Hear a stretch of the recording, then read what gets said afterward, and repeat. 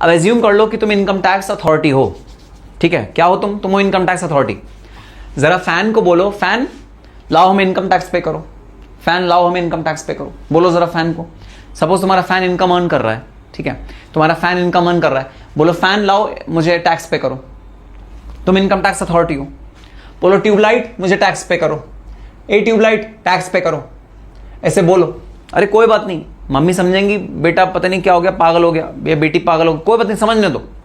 दुनिया पागल, आइंस्टाइन को सब पागल समझते थे, सक्सेस होने से पहले सब पागल समझते हैं। तुम वैसे कहो फैन मुझे टैक्स पे कर दो, फैन मुझे टैक्स पे कर दो, ट्यूबलाइट मुझे टैक्स पे कर दो, ये मेरा डिजिटल बोर्ड है, डिजिटल बोर्ड मुझे टैक्स पे कर दो, लाओ मुझे टैक्स पे कर दो। लैपटॉप, मेरा लैपटॉप रखा है, मुझे टैक्स पे कर दो। लाइट, यहां एक लाइट रखी है, लाओ मुझे टैक्स पे कर दो। अरे कैमरा, ये सामने कैमरा है, कैमरा लाओ मुझे टैक्स पे कर दो। जरा बोलो तुम टैक्स पे कर दो, टैक्स पे कर दो, टैक्स कर दो, सबको बोलो तुम टैक्स पे कर दो। जी हाँ, कल की क्लास में बेसिक कॉन्सेप्ट चैप्टर हमने स्टार्ट किया, ठीक है। सबसे पहले तो फर्स्ट थिंग्स फर्स्ट, ठीक है, बता दो जरा बेसिक कॉन्सेप्ट चैप्टर के जितने भी चार्ट्स हैं वो क्या आपके रजिस्टर में हैं, हाँ या ना, चैट बॉक्स में लिख दो जरा। चैप्टर के फर्स्ट चैप्टर के chart, oh sorry, my mistake. वो स्टूडेंट्स जिन्होंने कल एक्सेल लिखा था, they want to excel in the examination, क्या उन स्टूडेंट्स के चार्ट्स रजिस्टर में हैं, हाँ या ना लिख दो चैट बॉक्स में, क्योंकि बाकी स्टूडेंट्स तो प्रिंट आउट लेंगे, है ना, तो वो तो चार्ट बनाएंगे नहीं रजिस्टर में। तो मैं तो उन स्टूडेंट्स की बात कर रहा हूं जिन स्टूडेंट्स ने लिखा था एक्सेल, उन स्टूडेंट्स की बात कर रहा हूं। क्या रजिस्टर में या फिर even more better chart paper पे क्या चार्ट्स आ गए हैं उन स्टूडेंट्स के? यस। तो बस एक छोटा सा काम कर दो भाई, चार्ट्स का फोटो क्लिक करो और व्हाट्सएप नंबर पे भेज दो, जो व्हाट्सएप नंबर आपका क्वेरी नंबर है उस पर जरा भेज दो। बस ये मेरा छोटा सा काम कर दो, एक छोटा सा काम मेरे लिए कर दो कि व्हाट्सएप पे फोटो क्लिक करके मेरे को उन चार्ट्स का फोटो भेज दो। बस ये छोटा सा काम मेरे को कर दोगे ना, मेरे को बहुत खुशी मिलेगी, मेरे को तसल्ली मिलेगी कि हाँ we are all on the right track, हम लोग राइट ट्रैक पे हैं, इसकी मुझे सांत्वना मिलेगी। तो बस ये छोटा सा काम कर दो, कर दोगे क्या व्हाट्सएप पे मुझे भेज दोगे क्लिक करके? Yes sir, okay sir, very good, wonderful guys, ठीक है। तो भाई कल हमने क्या किया, कल हमने कुछ बेसिक डिस्कशन किया on basics of direct taxation. Direct taxation का इजाद कहां से हुआ, डिफरेंट कंट्रीज में डायरेक्ट टैक्सेशन का क्या क्या परसेंटेज चल रहा है, वो आपके कॉमन सेंस के लिए, आपके जनरल नॉलेज के लिए डिस्कशन किया, उसका एग्जाम से कोई लेना देना नहीं है भाई। और टैक्सेशन को भाई इनकम टैक्स को बनाने का जो राइट दिया गया है, जो कॉन्स्टिट्यूशन ऑफ इंडिया ने दिया है, वो किसको दिया है? वो दिया है गवर्नमेंट ऑफ इंडिया को, सेंट्रल गवर्नमेंट को, स्टेट गवर्नमेंट को नहीं दिया भाई। जरा चैट बॉक्स में लिख के बता दो कौन सा एंट्री नंबर है जिसके तहत शेड्यूल के अंदर कॉन्स्टिट्यूशन में लिखा है कि यूनियन गवर्नमेंट को इनकम टैक्स लागू करने का राइट है। एंट्री नंबर जरा चैट बॉक्स में बता दो। अगर तुमने रिवाइज किया है तो तुम्हें एंट्री नंबर जरूर याद होगा भाई। एंट्री नंबर जरा चैट बॉक्स में बता दो जिसके तहत यूनियन गवर्नमेंट को इनकम टैक्स पे लॉ बनाने का राइट दिया गया है। Entry number. आर्यन का जवाब गलत, हिमांशु का जवाब गलत, अचिंत का जवाब बिल्कुल सही, अचिंत कौर वेरी गुड, दिया का जवाब गलत, आकाश मंडल गलत। तो भाई कल हमारा स्कोर क्या था? कल हमारा स्कोर था 2:0, ठीक है, तुम्हारा 0 था, मेरा 2 था। अब इतने सारे स्टूडेंट्स ने गलत जवाब दिया, अब स्कोर हो गया 3:0, मेरा हो गया 3, तुम्हारा हो गया 0, ठीक है। हाँ, श्रेया अग्रवाल का बिल्कुल सही जवाब, राजनीश का बिल्कुल सही जवाब, एंट्री नंबर 82। अरे भाई वो 265 तो कॉन्स्टिट्यूशन का आर्टिकल नंबर है जिसके तहत राइट दिया जाता है किसी को भी लॉ बनाने का या टैक्स लॉ बनाने का। मैंने स्पेसिफिक क्वेश्चन पूछा, एंट्री नंबर पूछा, जिस एंट्री नंबर में यूनियन गवर्नमेंट को राइट दिया गया है इनकम टैक्स बनाने का, उसका सही जवाब है entry number 82। 265 is not the correct answer. मुक्ति अग्रवाल का जवाब बिल्कुल वेरी चालाक ब्रो, वेरी चालाक। राजनीश कुमार तिवारी है एक बच्चा, पहले लिखता है 265, अब जब सबने 82 लिख दिया तो बड़े प्यार से लिख रहा है एंट्री नंबर 82। वाह वाह वाह, वेरी चालाक ब्रो। नंदिनी का जवाब बिल्कुल सही, पंचाल का जवाब गलत। चलो ठीक है, तो एंट्री नंबर 82 है जिसके तहत यूनियन गवर्नमेंट को पावर मिली कि इनकम टैक्स वो बना सकता है इंडिया में। तो इनकम टैक्स कलेक्ट करने का जो राइट है ना, वो सिर्फ सेंट्रल गवर्नमेंट के पास है। अरे सुनो भाई सुनो, अगर तुम जिस भी स्टेट में रहते हो, इंडिया के जिस भी स्टेट में रहते हो, अगर वहां का जो मुख्यमंत्री है, जो चीफ मिनिस्टर है, अगर उसका कोई बंदा आके तुमसे बोले कि लाओ इनकम टैक्स दे दो, मना कर देना उसको कोई राइट नहीं है इनकम टैक्स को रिकवर करने का। इनकम टैक्स को रिकवर करने का राइट सिर्फ एक गवर्नमेंट के पास, वो है सेंट्रल गवर्नमेंट। अब एक क्वेश्चन और पूछ रहा हूं, स्कोर क्या हो गया? स्कोर है अभी हमारा 3:0, ठीक है। एक क्वेश्चन और पूछ रहा हूं, देखते हैं इस स्कोर को तुम इंप्रूव कर पाते हो या नहीं कर पाते। चलो अगला क्वेश्चन ये है, एक ऐसा एरिया बता दो, एक ऐसा सेक्टर बता दो, एक ऐसा फील्ड बता दो जिसमें कि टैक्स को कलेक्ट करने का राइट सेंट्रल गवर्नमेंट के पास नहीं है, स्टेट गवर्नमेंट के पास है। एक ऐसा फील्ड है, एक ऐसा सेक्टर है, जरा चैट बॉक्स में बता दो तुम्हारा जवाब क्या होगा। एक ऐसा फील्ड है, ठीक है, जहां पर टैक्स कलेक्ट करने का जो राइट है वो भाई सेंट्रल गवर्नमेंट के पास नहीं है, वो स्टेट गवर्नमेंट के पास है। अरे वाह, वेरी गुड, सबका जवाब बिल्कुल सही। फैजान, बुशरा, हिमांशु, रोशन, आर्यन, नंदिनी, दिया, Rajneesh, Neha, Panchal, very good answer. Agriculture एक ऐसा फील्ड है, एग्रीकल्चर एक ऐसा एरिया है जहां पर कि टैक्स रिकवर करने का जो राइट है वो सेंट्रल गवर्नमेंट के पास नहीं, भाई वो तो हमारा CG SG के पास है। SG मतलब स्टेट गवर्नमेंट। भाई मैं एब्रीविएशंस यूज करूंगा, CG माने सेंट्रल गवर्नमेंट, ठीक है, SG माने स्टेट गवर्नमेंट, ठीक है, ऐसे एब्रीविएशन हम कभी कभी यूज करेंगे, ठीक है। वेरी गुड, परफेक्ट परफेक्ट, बिल्कुल सही जवाब। चलो अपने लिए तालियां बजा दो भाई जरा। एग्रीकल्चर बिल्कुल सही जवाब, वेरी गुड। चलो आओ अब आज का हम लोग टॉपिक अपना स्टार्ट करते हैं। आज का हमारा टॉपिक है financial year versus calendar year. तो सबसे पहले तुम्ही से पूछूंगा भाई, मैं ना बोर्ड पे दो चीजें लिख रहा हूं, financial year versus calendar year. इन दोनों में मुझे डिफरेंस बता दो, इन दोनों में डिफरेंस क्या होता है, क्या कोई डिफरेंस है इन दोनों में? जरा मुझे बता दो क्या कोई डिफरेंस है इन दोनों में, इन दोनों में क्या कोई फर्क है? अरे अभी GST की बातें नहीं कर रहे भाई शुभम शर्मा, GST की बातें नहीं कर रहे, अभी हम सिर्फ इनकम टैक्स की बात कर रहे हैं, डायरेक्ट टैक्स की बात कर रहे हैं, इनडायरेक्ट टैक्स की बात अभी नहीं कर रहे, अभी डायरेक्ट टैक्स की बातें हो रही है भाई, समझो, ठीक है। चलो डिफरेंस बता दो, what is difference between financial year and calendar year. अभी टैक्स में मत बताना, टैक्स में मत भाई इंटरप्रिटेशन निकालने लगा, हम टैक्स पॉइंट ऑफ व्यू से बताएंगे, नहीं भाई नहीं, मुझे जनरल पॉइंट ऑफ व्यू चाहिए तुम्हारा कि भाई तुम्हारा जनरल नॉलेज क्या कहता है, फाइनेंशियल ईयर किसको कहते हैं, कैलेंडर ईयर किसको कहते हैं, मुझे जनरल नॉलेज चाहिए, मुझे कोई भी टैक्स रिलेटेड नॉलेज या अकाउंट्स रिलेटेड नॉलेज ऐसा नहीं चाहिए भाई, ठीक है। Okay, perfect answer. रजनीश का बिल्कुल सही आंसर, बुशरा का बिल्कुल सही आंसर, वेरी गुड। प्रभा का बिल्कुल, अरे वाह प्रभा आ गई भाई हमारी, प्रभा वो जो है ना औसम लड़की वो आ गई, प्रभा का बिल्कुल सही answer financial year, very good. Bushra का आंसर सही, पांचाल, मुक्ति का आंसर बिल्कुल सही, वेरी गुड, परफेक्ट परफेक्ट, सबका आंसर बिल्कुल सही भाई। जो कैलेंडर ईयर होता है वो होता है 1 जनवरी से लेकर 31 दिसंबर तक का, और जो फाइनेंशियल ईयर होता है वो होता है 1 अप्रैल से लेकर अगले साल के 31 मार्च तक का। तो अगर आपको एग्जांपल दूं तो 1 अप्रैल 2026 से लेकर 31 मार्च 2027 एक फाइनेंशियल ईयर हुआ, ठीक है, इसे बोलते हैं एक फाइनेंशियल ईयर। और कैलेंडर ईयर का अगर एग्जांपल दूं तो 1 जनवरी 2027 से लेकर 31 दिसंबर 2027 तक हुआ एक कैलेंडर ईयर। ये होता है कैलेंडर ईयर, ये होता है फाइनेंशियल ईयर। कैलेंडर ईयर के अकॉर्डिंग हम हैप्पी न्यू ईयर कब मनाते हैं, कैलेंडर ईयर के अकॉर्डिंग हम हैप्पी न्यू ईयर मनाते हैं 1 जनवरी को, और फाइनेंशियल ईयर के अकॉर्डिंग हम हैप्पी न्यू ईयर कब मनाते हैं, फाइनेंशियल ईयर के अकॉर्डिंग हम हैप्पी न्यू ईयर मनाते हैं 1 अप्रैल 2000 वॉट एवर जो भी ईयर है उसके अकॉर्डिंग हम 1 अप्रैल को हैप्पी न्यू ईयर मनाते हैं। अब देखो भाई, एक बहुत इंपॉर्टेंट सवाल वर्ल्ड की सारी गवर्नमेंट के आगे खड़ा हुआ, वो क्या था, वो ये था कि जो गवर्नमेंट्स हैं, जितनी भी गवर्नमेंट्स हैं वर्ल्ड की, चाहे वो अमेरिका की गवर्नमेंट हो, चाहे यूके की गवर्नमेंट हो, चाहे लंदन की गवर्नमेंट हो, चाहे ऑस्ट्रेलिया की गवर्नमेंट हो, सबसे भाई एक डिसीजन लेने के लिए कहा गया और लोगों से क्या पूछा गया भाई आप बताओ आपकी कंट्री में जो फाइनेंशियल अकाउंट्स बनेंगे, आप फाइनेंशियल अकाउंटिंग भी अभी पढ़ोगे या पढ़ रहे हो, अकाउंट्स बनते हैं भाई एनुअल अकाउंट जो पूरे 1 साल के बनते हैं। आप जो अपने अकाउंट्स बनाओगे वो अकाउंट्स के लिए क्या आप कैलेंडर ईयर फॉलो करोगे या फाइनेंशियल ईयर फॉलो करोगे?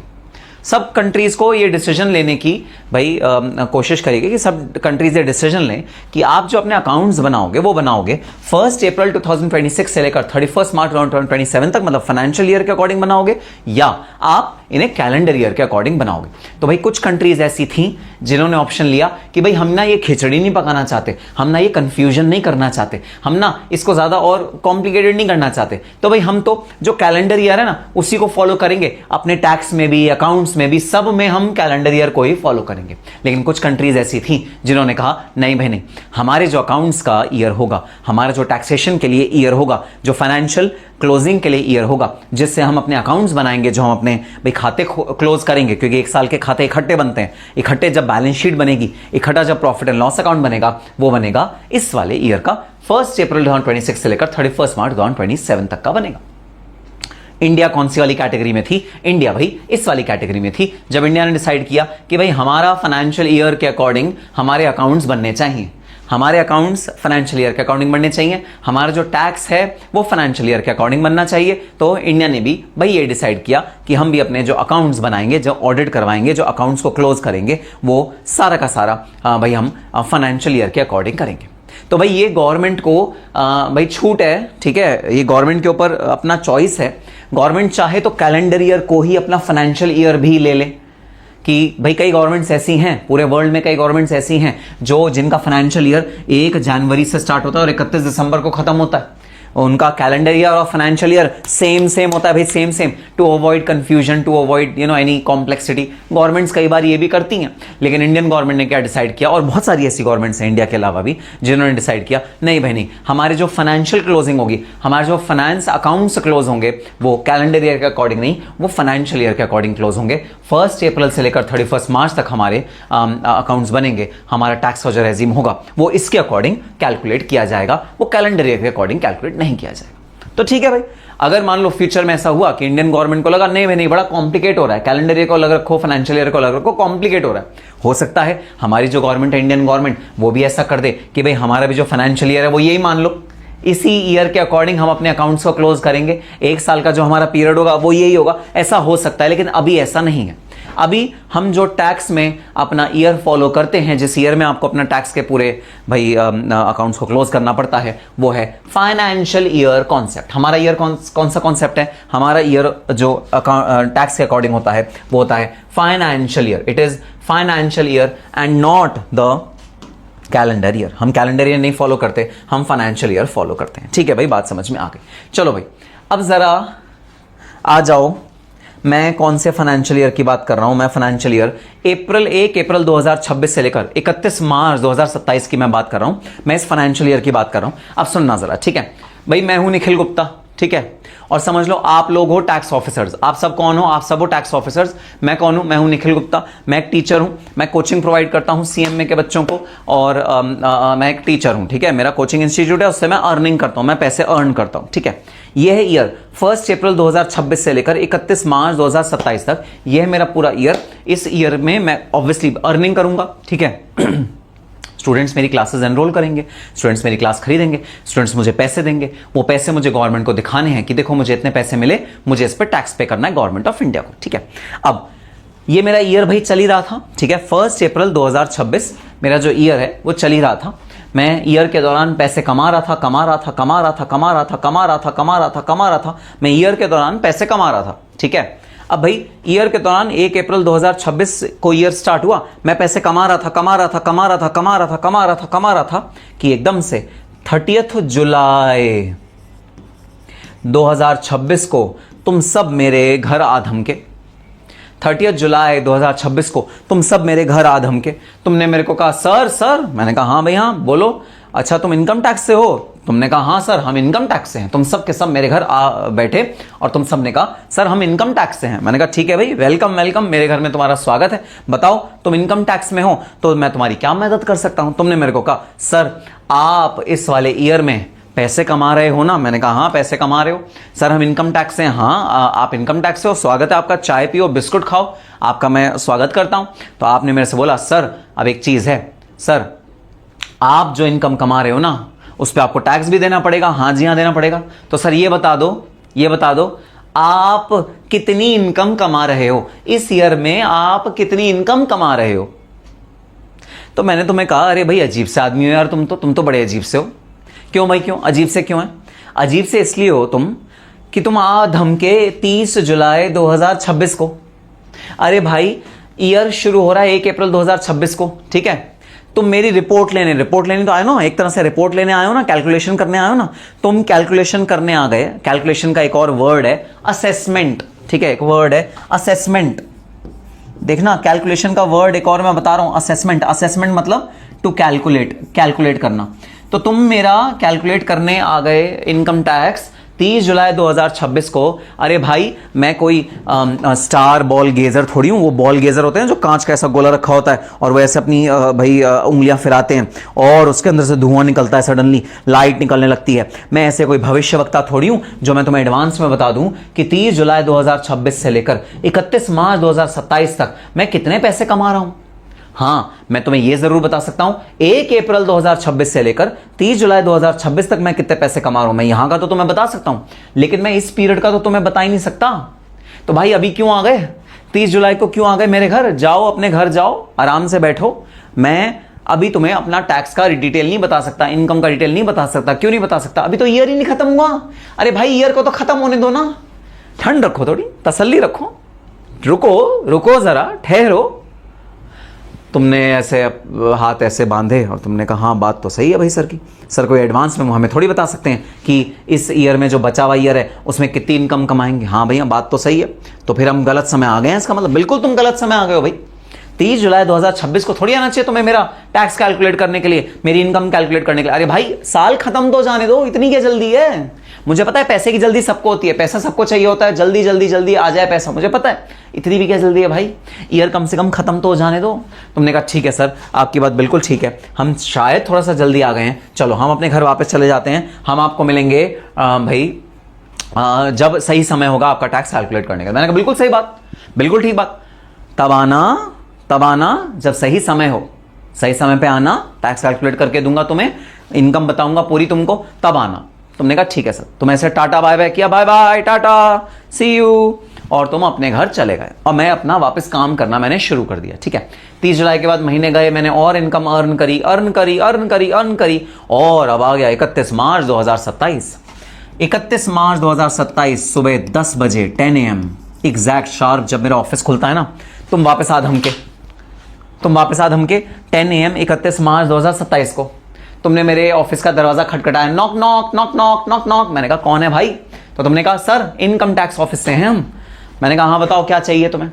तो तुमने कहा सर आपको याद है आपने वादा किया था कि सर जब ईयर खत्म हो जाएगा ना तब सर आप हमें अपना इनकम बताओगे, और इनकम बताने के बाद आप हमको कैलकुलेट करके बताओगे कि भाई आपका टैक्स कितना बनता है और टैक्स आप हमें दोगे। सर वादा रहा सर से स्टूडेंट्स का, टैक्स आप जमा करवाओगे टाइम से। तो सर आपने वादा किया था ना कि आप टैक्स जमा कराओगे टाइम से, तो सर हम आ गए आपका टैक्स रिकवर करने। 31 मार्च 2027 है सर, आज ईयर खत्म हो रहा है। सर अब बता दो आपने कितनी इनकम अर्न करी, अब बता दो आप कितना टैक्स लायबिलिटी आपकी आती है, आपका टैक्स कितना पे करोगे। सर अब तो बता दो।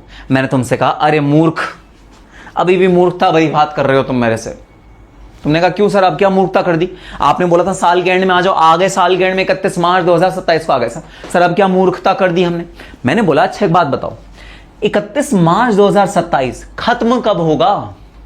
31 मार्च 2027 रात के 12 बजे खत्म होगा, 12 मिडनाइट को खत्म होगा। 31 मार्च 2027 12 मिडनाइट को खत्म होगा।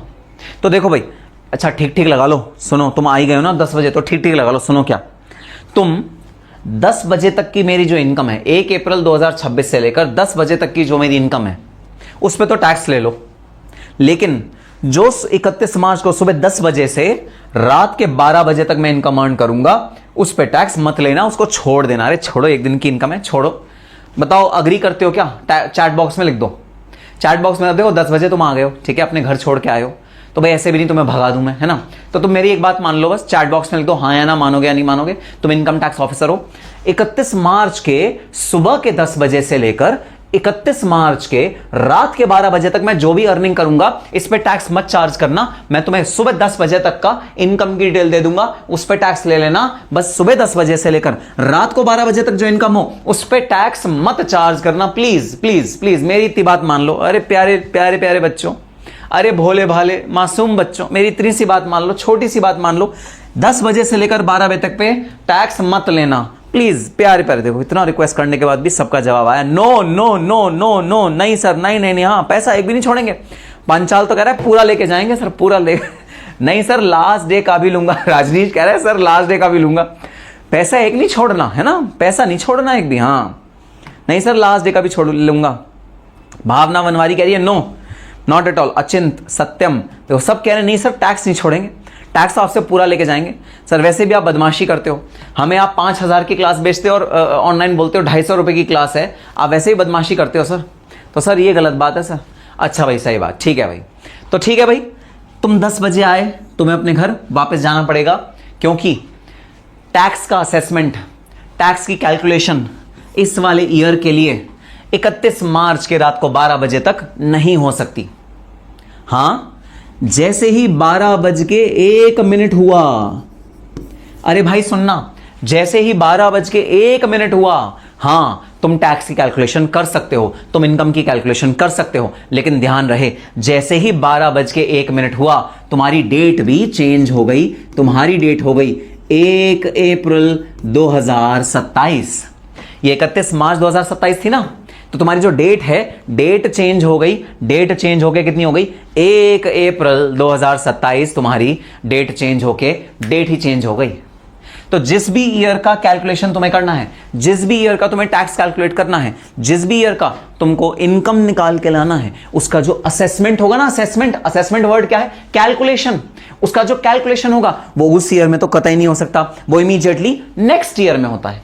अरे भाई सुनो बहुत ध्यान से, कानों को देखो कैसे करना है, कानों का ऐसे रखना है, कानों का ऐसे रखना है। कोई बात नहीं, मम्मी कहेंगी ये क्या पागल हो गया, कैसे अजीब सी हरकतें कर रहा है, कोई बात नहीं, अजीब सी हरकतें होने दो। कानों को कैसे रखना है, कानों का ऐसे रखना है, कानों का ऐसे रख के क्या सुनना है। अरे भाई कोई भी फाइनेंशियल ईयर होगा, जैसे ये है हमारा फाइनेंशियल ईयर, कौन सा फाइनेंशियल ईयर है भाई, फाइनेंशियल ईयर है 1 अप्रैल 2026 से लेकर 31 मार्च 2027। ये जो हमारा फाइनेंशियल ईयर है, इसका अगर तुम्हें टैक्स कैलकुलेट करना है, इसका अगर तुम्हें इनकम कैलकुलेट करनी है, तो वो कतई इस वाले ईयर में नहीं होगी, वो अगले ईयर में हो सकती है। अगला ईयर कौन सा हुआ, अगला ईयर हुआ 1 अप्रैल 2027 से लेकर 31 मार्च 2028। अगले ईयर में तुमको अपना टैक्स कैलकुलेट करने का भाई पॉसिबिलिटी हो सकती है, इनकम कैलकुलेट करने की पॉसिबिलिटी हो सकती है। इनकम कभी भी फाइनेंशियल ईयर के अंदर कैलकुलेट नहीं होती भाई, वो तो अगले साल में कैलकुलेट होगी, क्योंकि फाइनेंशियल ईयर जब तक खत्म नहीं होता तब तक तुम इनकम उसकी कैलकुलेट कर ही नहीं सकते। और फाइनेंशियल ईयर जैसे ही खत्म हुआ वैसे तुम चले गए अगले ईयर में, तो जो कैलकुलेशन होगी भाई, तुम्हारा जो प्रीवियस ईयर है ना, प्रीवियस ईयर होता है वो वाला ईयर जिसमें आपकी इनकम अर्न होती है। तो यहां जो तुम्हारा प्रीवियस ईयर है वो है प्रीवियस ईयर 1 अप्रैल 2026 से लेकर 2027 तक। और ये क्या कहलाएगा, ये तुम्हारा कहलाएगा असेसमेंट ईयर। असेसमेंट ईयर मतलब जब तुम्हारी इनकम कैलकुलेट होगी और टैक्स कैलकुलेट होगा, वो ईयर कौन सा होगा, इमीडिएटली अगला ईयर। तो इस ईयर का नाम क्या होता है, इस ईयर का नाम होता है असेसमेंट ईयर। इस ईयर में जब इनकम अर्न हुई उसका नाम क्या होता है, प्रीवियस ईयर। तो previous year is the year when income is earned. Assessment year is the year when the income tax liability is computed. Income tax liability जब कंप्यूट करी जाती है कौन से वाले ईयर की, अरे भाई पिछले वाले ईयर की इनकम टैक्स लायबिलिटी अगले वाले ईयर में कैलकुलेट करी जाएगी। अगले वाले ईयर का क्या नाम, अगले वाले ईयर का नाम असेसमेंट ईयर। अगले वाले ईयर का क्या नाम, असेसमेंट ईयर। यस सत्यम प्रसाद का बिल्कुल सही आंसर। 1 अप्रैल 2027 से लेकर 31 मार्च 2028 ये होगा आपका assessment year. Very good, very good sir. 2 months के अंदर मेरा DTIT, ये देखो हे भगवान, रमाकांत नायक कर लें पहले क्वेश्चन। सो निष्कर्ष सुनना, निष्कर्ष। अरे भाई निष्कर्ष, रुक जाओ, होल्ड योर हॉर्सेस, आ रहा हूं मैं उस पर, आ रहा हूं भाई। अरे भाई सुनो, निष्कर्ष सुनो, हमारे इनकम टैक्स में जो फाइनेंशियल ईयर रेजीम फॉलो होता है, वो financial year regime, financial year हमारे इनकम टैक्स के अकॉर्डिंग होता है 2 टाइप का। एक है प्रीवियस ईयर, एक है प्रीवियस ईयर जिसमें कि आपकी इनकम होगी अर्न, और दूसरा है असेसमेंट ईयर जिसमें कि आपकी इनकम होगी कैलकुलेट या असेस।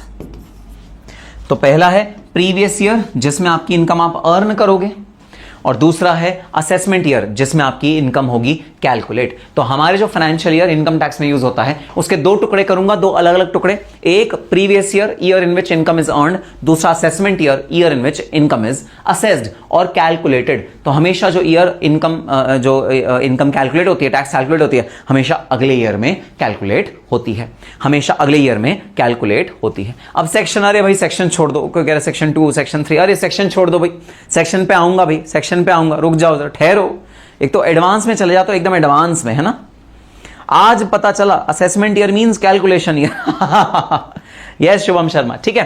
तो असेसमेंट ईयर जहां पर आपकी इनकम टैक्स कैलकुलेट होगी, प्रीवियस ईयर जब आप इनकम अर्न करोगे। अब भाई मेरा एक सवाल है तुमसे, ठीक है, मेरा एक सवाल है, सवाल का जवाब दो, मेरे सवालों का जवाब दो।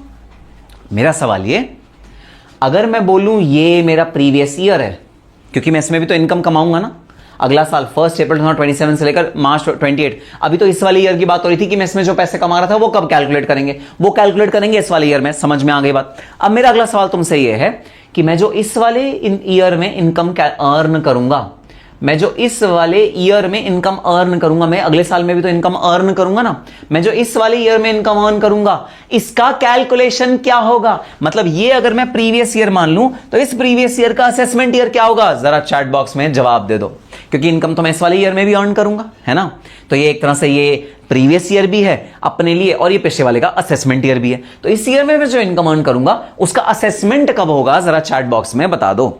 अरे वाह, मुक्ति का जवाब बिल्कुल सही, अचिंत का जवाब बिल्कुल सही, दिया का जवाब बिल्कुल सही, राजनीश का जवाब बिल्कुल सही, फैजान का जवाब बिल्कुल सही, आकाश का जवाब बिल्कुल सही, मुक्ति का जवाब बिल्कुल सही, वेरी गुड, उज्जवल का जवाब बिल्कुल सही, नेहा का जवाब बिल्कुल सही, 2028-29, वेरी गुड, सौरभ, रूवी, रिया, सबका जवाब बिल्कुल सही, बिल्कुल सही बात। इसमें जो भाई इनकम अर्न होगी उसका जो असेसमेंट ईयर होगा वो होगा 2028-29। तो हर प्रीवियस ईयर का एक असेसमेंट ईयर होता है, असेसमेंट ईयर होता है इमीडिएटली अगला साल। हर प्रीवियस ईयर का एक असेसमेंट ईयर होता है और वो होता है अगला साल। Every assessment year is a previous year. Very good, ये बात भी बिल्कुल सही लिखी है प्रभा शर्मा ने। परफेक्ट आंसर भाई तुम्हारा, एकदम परफेक्ट आंसर, बिल्कुल सही आंसर तुम्हारा। और तुमको मिलने चाहिए फुल पॉइंट्स इस आंसर के लिए। फुल पॉइंट्स तो मैं दूंगा ही दूंगा, लेकिन सबसे पहले जरा बताओ ये कॉन्सेप्ट क्लियर हुआ क्या कि इनकम टैक्स के अकॉर्डिंग फाइनेंशियल ईयर के भाई दो टुकड़े कर देंगे, एक करेंगे प्रीवियस ईयर और एक करेंगे असेसमेंट ईयर। प्रीवियस ईयर वो होता है जिसमें कि इनकम अर्न होती है, असेसमेंट ईयर वो होता है जिसमें कि इनकम को असेस किया जाता है या इनकम को हम कैलकुलेट करते हैं, उसे बोलते हैं असेसमेंट ईयर। ठीक है सर, बात समझ में आ गई। भाई हमारा स्कोर क्या था? 3:0 हमारा स्कोर था, ठीक है। मेरे थे 3 नंबर, तुम्हारे थे 0 नंबर, तो 3:0 हमारा स्कोर था। अब देखते हैं क्या तुम इस 3:0 स्कोर को अपनी तरफ खींच पाते हो या नहीं खींच पाते। आओ जरा एक प्रैक्टिकल क्वेश्चन करके देखते हैं। तुम्हें कोशिश क्या करनी है कि तुम जीतो, ठीक है। अभी का स्कोर क्या है? 3:0, मतलब 3 मेरे पॉइंट्स हैं, 0 तुम्हारे पॉइंट्स हैं। 3:0। और नालायक पंचाल कह रहे 3:1। 3:1 कैसे हो गया नालायक? हाँ, पंचाल कह रहे 3:1 करेंगे। हाँ करेंगे, वेरी गुड, 3:1 करना है। अब देखो यहां मैंने कुछ नंबर्स लिखे हैं, ठीक है। मैंने कहीं कहीं प्रीवियस ईयर मेंशन कर दिए हैं, कहीं कहीं असेसमेंट ईयर मेंशन करे हैं। तुमको कॉरस्पॉन्डिंग जहां पर असेसमेंट ईयर मेंशन है वहां प्रीवियस ईयर निकालना है, जहां प्रीवियस ईयर मेंशन है वहां असेसमेंट ईयर निकालना है। तुम्हें टेबल फिल करनी है, जैसे जहां जहां भी खाली खाली है ना वो खाली खाली भरना है तुम्हें, बस ABCD। और तुम्हें आंसर ABCD करके लिखना है भाई, ऐसे आंसर मत लिखना, मैं कंफ्यूज हो जाऊंगा। लिखो A ये आंसर है, B ये आंसर है, C ये आंसर, ऐसे लिखो। परफेक्ट। एक आंसर 2021, हिमांशु का आंसर बिल्कुल सही, भावना का आंसर बिल्कुल सही, मुक्ति का आंसर बिल्कुल सही, सान्या का आंसर बिल्कुल सही, राजनीश का आंसर बिल्कुल सही, वेरी गुड। ए का जवाब क्या है? ए का जवाब है अगर असेसमेंट ईयर हुआ 21-22 तो भाई हमारा प्रीवियस ईयर हुआ 2021, वेरी गुड आंसर। अब बताओ बी का जवाब। बी रूबी कह रही है 3-4, वेरी गुड आंसर भाई। अगर हमारा प्रीवियस ईयर हुआ 22-23 तो हमारा असेसमेंट ईयर होगा 23-24, वेरी गुड रूबी। रूबी का जवाब बिल्कुल सही भाई। फिर रूबी ने सी का जवाब भी दे दिया 19-20, वेरी गुड आंसर भाई। 2019-20 तो अगला साल होगा हमारा असेसमेंट ईयर, ठीक है, very good, perfect, very good answer. अब डी का आंसर दो, डी। आकाश मंडल कह रहा है बी 2003-4, ठीक है, बिल्कुल सही आंसर है भाई। सी का आंसर 1920, वेरी गुड आंसर भाई, 1920, वेरी गुड। डी का आंसर, अब डी का आंसर है तो डी फॉर दिल्ली, दिल्ली दिल्ली अब दूर नहीं। डी का आंसर है 96 97। अच्छा, very very good answer. 90 96 97 previous year होगा अगर असेसमेंट ईयर है 97 है। Perfect perfect. अब लास्ट ई तो भाई अभी रिसेंट का ईयर ई आकाश मॉडल कह रहा है 2025-26। अच्छा, ई का आंसर 2025-26। परफेक्ट। अरे राजनीश ने तो एक भी आंसर नहीं दिया। राजनीश भाई तुम्हारे आंसर कहां है जरा बताना। राजनीश ने एक भी आंसर नहीं दिया, तो कमाल हो गया। वही कह रहा था सर 3-1 करेंगे 3-1। राजनीश का आंसर नहीं दिखा मुझे। Nidhi Solanki 25। Very good very good. बिल्कुल भाई, तुमने बिल्कुल सही करके टेबल को फुलफिल किया है। Very good very good. अब तुम जीत गए। तो अब हमारा रिवाइज स्कोर क्या रहा? हमारा रिवाइज स्कोर रहा 3:0। हमारा नया स्कोर क्या रहा? हमारा नया स्कोर रहा 3:0। हमारा नया स्कोर रहा। तो लेटेस्ट स्कोर है हमारा 3:0। वेरी गुड, तुम जीत गए। वेरी गुड, तालियां बजाओ अपने लिए भाई, बहुत बहुत बहुत तालियां बजाओ। मुबारक हो, तुम जीत गए। कर किया सर 3। अच्छा, ओ सॉरी सॉरी सॉरी, हाँ ठीक है। सॉरी मैं भूल गया था। 3:0 नहीं 3:1 होगा ना। सॉरी नहीं मैं चीटर नहीं हूं, चीटिंग नहीं कर रहा, मैं भूल गया था। 3:1 है। ठीक है, हाँ ठीक है। कितनी जल्दी पकड़ते हैं, तो चालाक बच्चे हैं ना, एकदम फटाफट पकड़ लेते हैं कि हाँ 3:0 लिख दिया गलती से। मैं तो सोच रहा था 3:0 कर देता हूँ ताकि थोड़ा बच्चा बेवकूफ़ बन जाए। बेवकूफ़ बनते नहीं है, बहुत चालाक है। ये वाला बैच बड़ा चालाक है और बैच से ज़्यादा कंपैरिजन में हाँ थोड़ा सा चालाक बैच है। चलो कोई बात नहीं, ठीक है भाई। तो अब हमारा स्कोर क्या हो गया भाई? हमारा स्कोर हो गया 3:1। Very good. चलो भाई, अब आओ तुम्हें एक बात बताता हूं, ठीक है?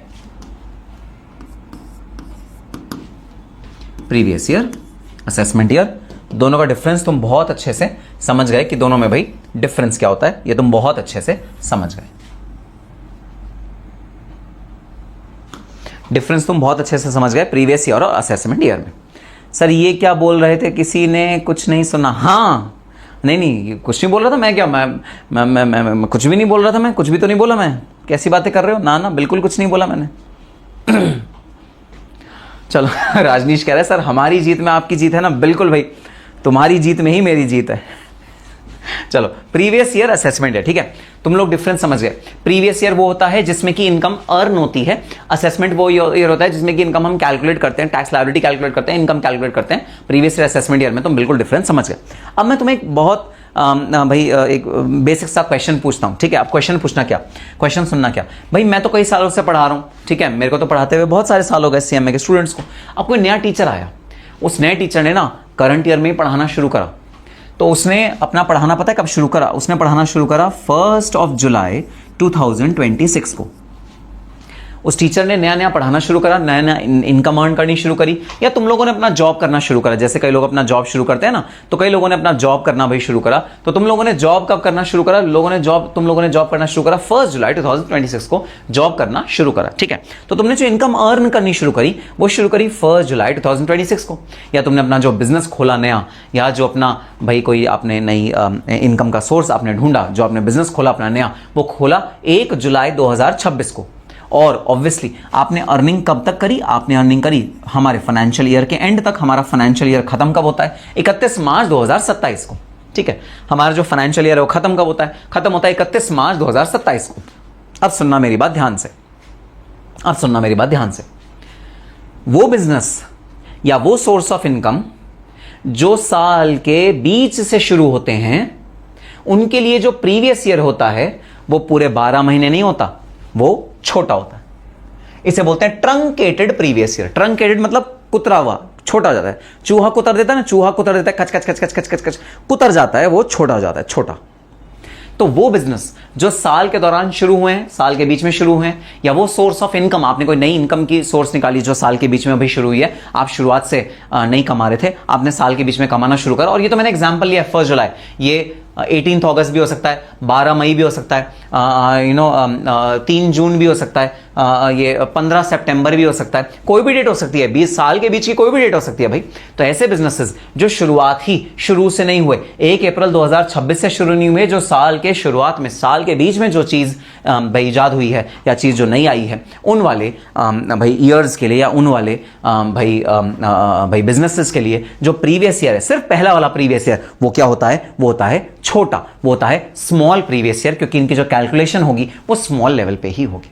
अब जरा मुझे एक चीज बता दो, चैट बॉक्स में लिख के बताना जरा, मेरा एक सवाल है, क्वेश्चन का जरा जवाब दो। ये वाला जो बिजनेस है ऑब्वियसली अगले साल भी कंटिन्यू रहेगा, तो इसका जो पहला साल था ये था इस बिजनेस का फर्स्ट ईयर। सुनना जरा, इसका जो सेकेंड ईयर होगा वो प्रीवियस ईयर क्या होगा, जरा चैट बॉक्स में बता दो। इस बिजनेस का जो सेकंड ईयर होगा उसका जो प्रीवियस ईयर होगा वो चैट बॉक्स में बता दो क्या होगा। राजनीश कह रहा है कैलकुलेशन होगा 1 जुलाई 2026 से 31 मार्च 2027। बिल्कुल सही बात, बिल्कुल सही बात भाई। फैजान कह रहा है previous year can be less than 12 months. Very good Faizan का जवाब बिल्कुल सही, previous year can be less than 12 months, but assessment year is always 12 months. ये तो बात मैं अभी समझाऊंगा, ठीक है। अच्छा अगला साल बता दो, इसका अगला साल क्या होगा, इसका अगला साल, इस ईयर का अगला साल। सर इस ईयर का जो ये हमारा हो गया प्रीवियस ईयर, ठीक है। अब जब इसका अगला साल होगा वो तो भाई ऑब्वियसली 1 अप्रैल से ही शुरू होगा।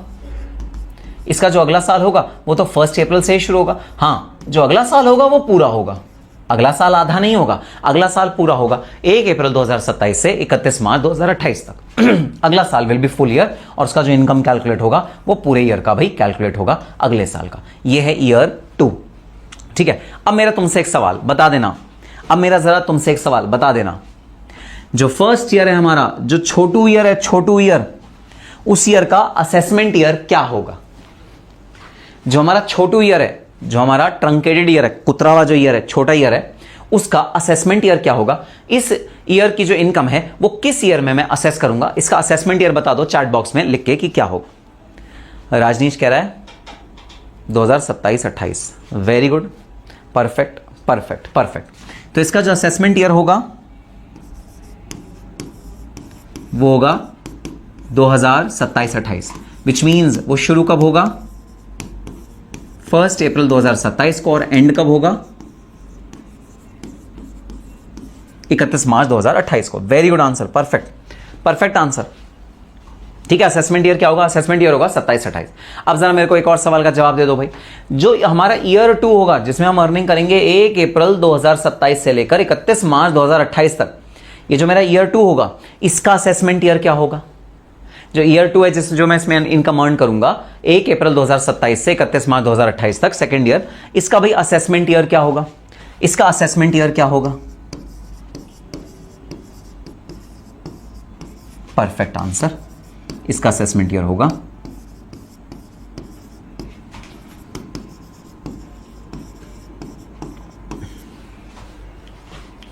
परफेक्ट परफेक्ट आंसर, इसका असेसमेंट ईयर होगा 28-29। वेरी गुड जवाब, वेरी गुड जवाब, perfect perfect.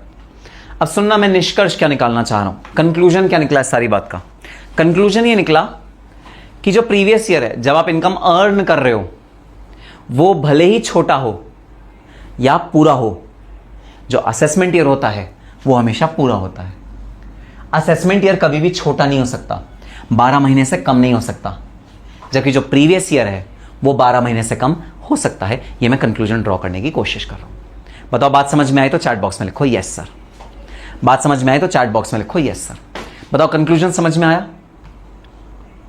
Assessment year can be of 12 months only, assessment year 12 months का ही हो सकता है, लेकिन जो प्रीवियस ईयर है वो 12 मंथ से कम का भी हो सकता है। Previous year can be lesser than 12 months, but assessment year can not be lesser than 12 months. Assessment year is always 12 months और अबव, 12 मंथ्स या उससे ज्यादा का होता है assessment year. Assessment year is always 12 months और अबव नहीं, only 12 months. Assessment year हमेशा 12 मंथ्स का होता है और जो प्रीवियस ईयर है वो 12 मंथ से कम का हो सकता है। सो प्रीवियस ईयर 1 जुलाई 2026 से लेकर 31 मार्च 2027 तक है, ये प्रीवियस ईयर।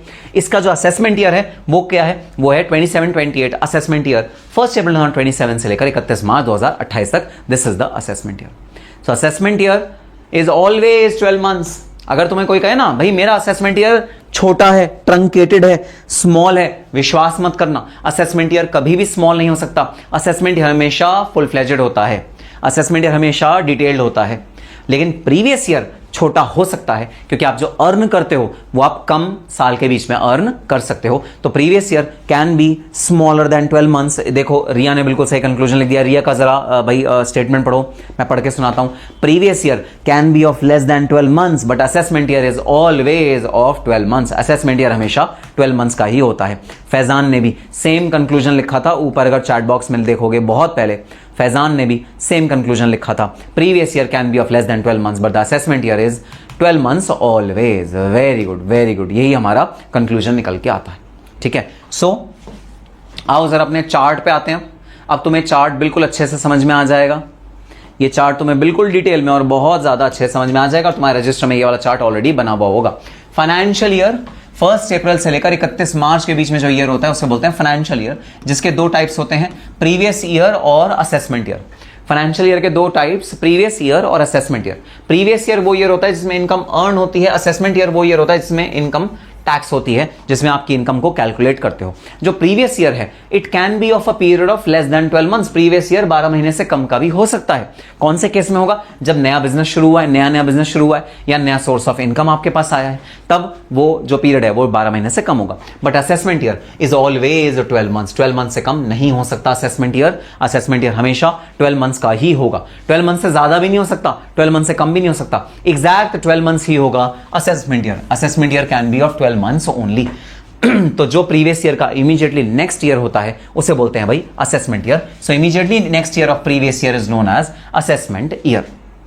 यहां तक की बात समझ में आई तो चैट बॉक्स में लिखो यस सर, और अब पानी वानी पी लो। ठीक है, कुर्सी की पेटी बांध लो, क्योंकि अब जो मैं अगला टॉपिक कराने जा रहा हूं बहुत बहुत बहुत इंपॉर्टेंट टॉपिक है। तो अब आपके कान ऐसे हो जाने चाहिए, तो जरा चैट बॉक्स में इमोजी ऐसे वाला भेज दो।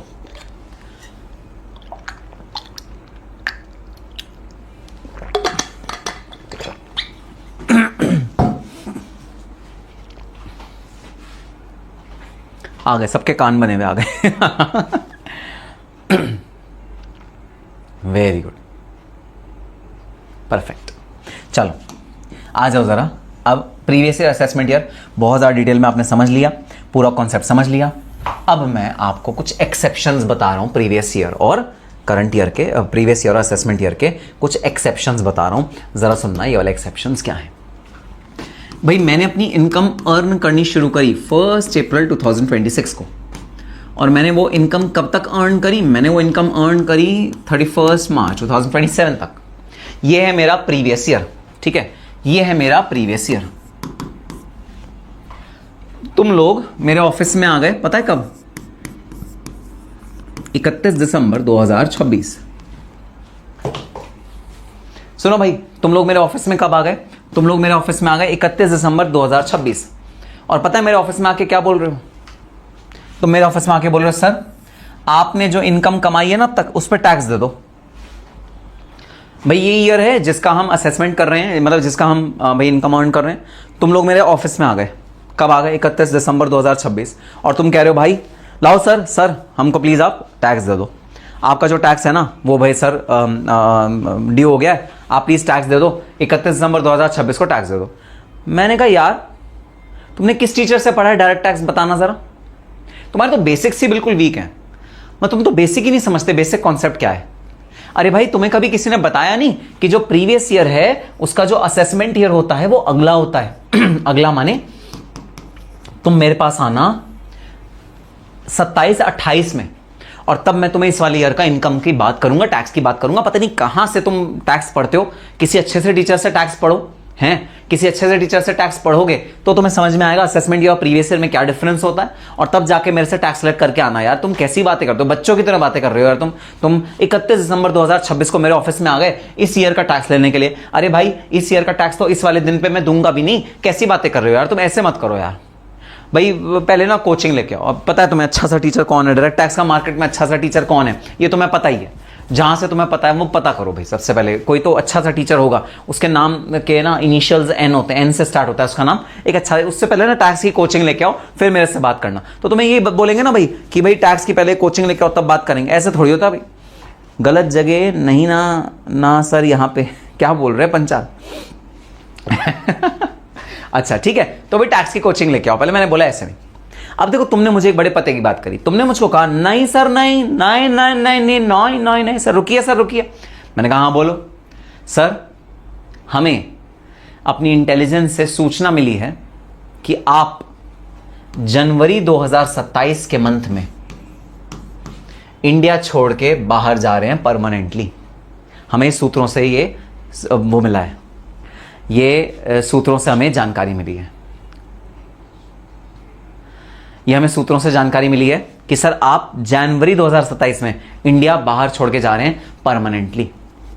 और सर इस केस में जब इनकम टैक्स डिपार्टमेंट को कोई इंफॉर्मेशन मिलती है कि हां ये जो एसएससी है ये देश छोड़ के चला जाएगा, तो सर इनकम टैक्स अथॉरिटी के पास स्पेशल पावर होती है कि वो असेसमेंट ईयर तक वेट नहीं करते और प्रीवियस ईयर में ही टैक्स कलेक्ट करने आ जाते हैं। तो सर हमें ये इंफॉर्मेशन मिली है कि आप देश छोड़ के जा रहे हो, तो सर बेहतरी इसी में होगी कि चुपचाप आप हमें कंफ्यूज मत करिए, आप हमें घुमाइए मत। हम असेसमेंट ईयर तक इंतजार नहीं करेंगे आपके टैक्स को कैलकुलेट करने का। आपको आज ही अपना इनकम हमें डिस्क्लोज करना है 31 दिसंबर तक का, और आज ही हम टैक्स आपसे कलेक्ट करके लेके जाएंगे। तो जी हां, इनकम टैक्स एक्ट ने कुछ एक्सेप्शंस दिए हुए हैं, कुछ ऐसे केसेस दिए हुए हैं जहां पर कि इनकम टैक्स एक्ट ने इनकम टैक्स अथॉरिटी को खुली छूट दी हुई है। खुली छूट क्या दी हुई है भाई, कि तुम असेसमेंट ईयर का वेट मत करो, तुम जिस ईयर प्रीवियस ईयर है, जिस ईयर इनकम अर्न हुई है उसी ईयर तुम भाई टैक्स कैलकुलेट कर लो, उसी ईयर तुम इनकम टैक्स लायबिलिटी कैलकुलेट कर लो, उसी ईयर तुम इनकम भी कैलकुलेट कर लो। ऐसा भाई इंस्ट्रक्शन इनकम टैक्स एक्ट में है, ऐसा पावर इनकम टैक्स एक्ट में है जो इनकम टैक्स अथॉरिटी एक्सरसाइज कर सकती हैं। लेकिन हर केस में नहीं, ऐसा नहीं हर केस में तुम अपना मनमानी चला लो, नहीं नहीं नहीं, ऐसे केस नहीं, हर केस में नहीं, स्पेशल केसेस में।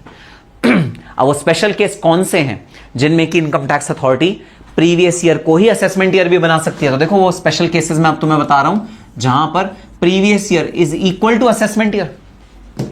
Generally previous year is before assessment year, assessment year बाद में होता है, प्रीवियस ईयर पहले होता है ना। लेकिन मैं अब कुछ ऐसे केसेस तुम्हें बता रहा हूं जहां पर previous year is equal to assessment year, previous year और असेसमेंट ईयर सेम होता है। यस, प्रभा ने बिल्कुल सही लिखा, at the discretion of the assessing officer. Assessing officer चाहे तो प्रीवियस ईयर को ही असेसमेंट ईयर भी भाई मान सकता है, घोषित कर सकता है, और वो ये कह सकता है ना ना ना मैं नहीं वेट करूंगा असेसमेंट ईयर तक, तो मेरे को बेवकूफ मत बनाओ, मैं 27-28 तक नहीं वेट करूंगा। अगर मैं 27-28 तक वेट करा तुम तो देश छोड़ के भाग जाओगे, फिर मैं थोड़ी कोई अमेरिका की टिकट बुक कराऊंगा और वहां पर आऊंगा तुमसे टैक्स रिकवर करने के लिए। नहीं, मैं ऐसा नहीं करूंगा।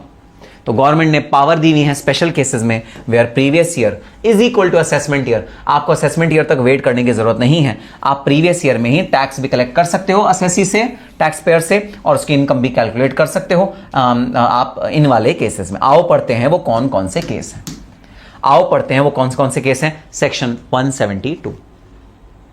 सो केस नंबर 1, एक नॉन रेजिडेंट जिसका शिपिंग बिजनेस है, एक नॉन रेजिडेंट जिसका शिपिंग बिजनेस है। एक नॉन रेजिडेंट पर्सन है भाई, जैसे भाई यूएस का कोई शिपमैन है, कोई भाई यूएस की एजेंसी है, यूएस का कोई शिप भाई चलाने वाली कंपनी है, ट्रांसपोर्ट की कंपनी है, और वो यूएस की कंपनी क्या करती है, चाइना से माल उठाती है, इंडिया ड्रॉप करती है, इंडिया से माल उठाती है, बांग्लादेश ड्रॉप करती है, बांग्लादेश से माल उठाती है, सिंगापुर ड्रॉप करती है, सिंगापुर से उठाती है, कनाडा ड्रॉप करती है। उसका काम है पूरे वर्ल्ड में माल को ट्रांसफर करना, शिपिंग कंपनी है, और नॉन रेजिडेंट है। नॉन रेजिडेंट मतलब इंडिया का भी रेजिडेंट नहीं है, वो बाहर देश का कोई पर्सन है, ब्रिटिशर है वो, कोई ब्रिटिश का, यूएस का, अमेरिका का, ऑस्ट्रेलिया का, वहां की कोई शिपिंग कंपनी है। इंडिया में तो भाई वो क्या करते हैं, बस अपना माल अनलोड करते हैं और यहाँ से चले जाते हैं। यहाँ का कोई पर्सन है वो भाई पैसे पे कर देता है उसको। मैं आपको देता हूँ एग्जाम्पल सुनना क्या है भाई, एग्जाम्पल सुनना भाई क्या है, देखना सर, मैं एग्जाम्पल दे रहा हूँ। ये सी है, ये इंडिया है, ये यूएसए है। इंडिया में हमारा एक इंपोर्टर है, इस इंपोर्टर ने यूएसए की एक शिपिंग यूएसए के एक्सपोर्टर से डील करी। यूएसए से कुछ मटेरियल इंडिया आना था, यूएसए के एक्सपोर्टर ने भाई बोल दिया मेरी जिम्मेदारी नहीं है शिपिंग की, शिपिंग तुम खुद कराना, शिप अपनी खुद अरेंज कर लेना। इंडिया ने कहा ठीक है भाई, शिप हम खुद अरेंज कर लेंगे।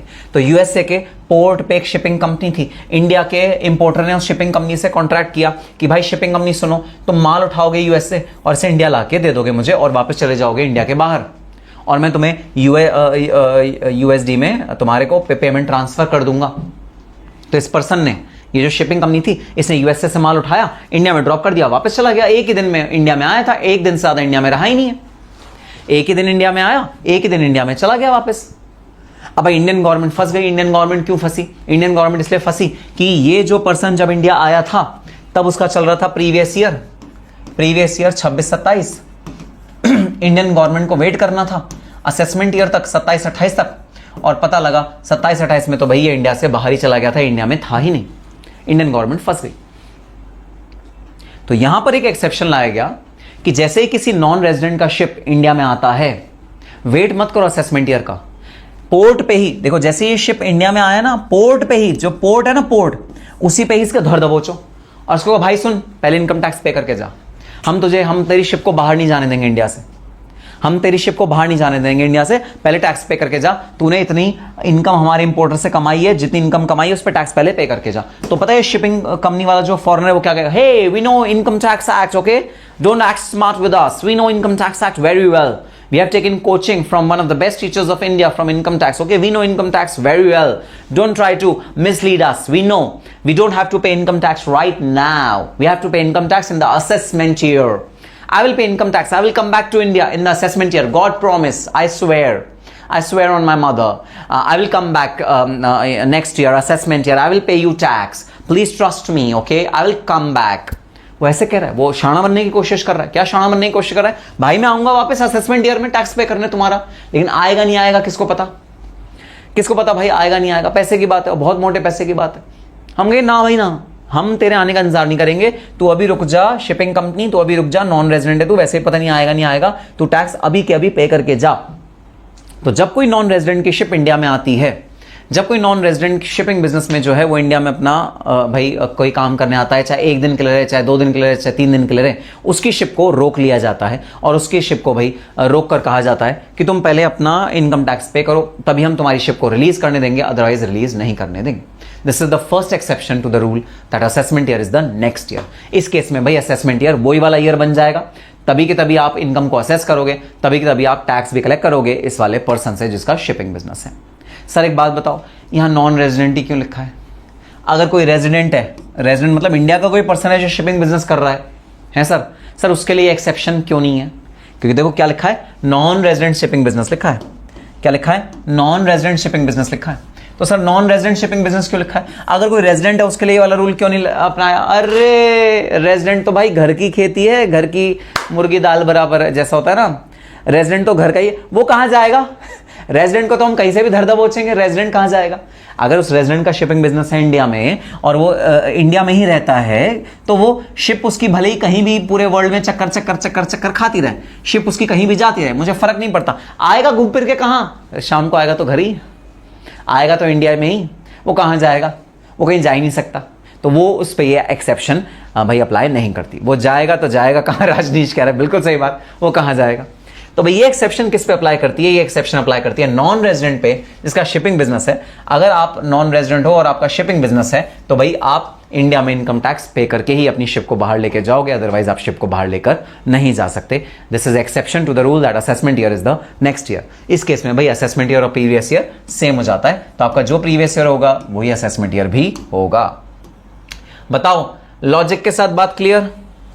लॉजिक के साथ बात क्या? अब देखो लॉजिक के साथ अगर बात क्लियर करोगे ना तो रटने की जरूरत नहीं पड़ेगी, कभी याद करने की जरूरत नहीं पड़ेगी। ऐसा नहीं होगा कि सर हम ना ये एक्सेप्शंस को रट रहे हैं, मग कर रहे हैं, ऐसे करके रट रहे हैं। रटने की कभी जरूरत नहीं पड़ेगी। अगर लॉजिक के साथ याद करोगे तो तुम्हें एग्जाम में ना खुद ही याद आ जाएगा कि हाँ क्या एक्सेप्शंस थे हमारे इस वाले रूल के। ठीक है सर, अगर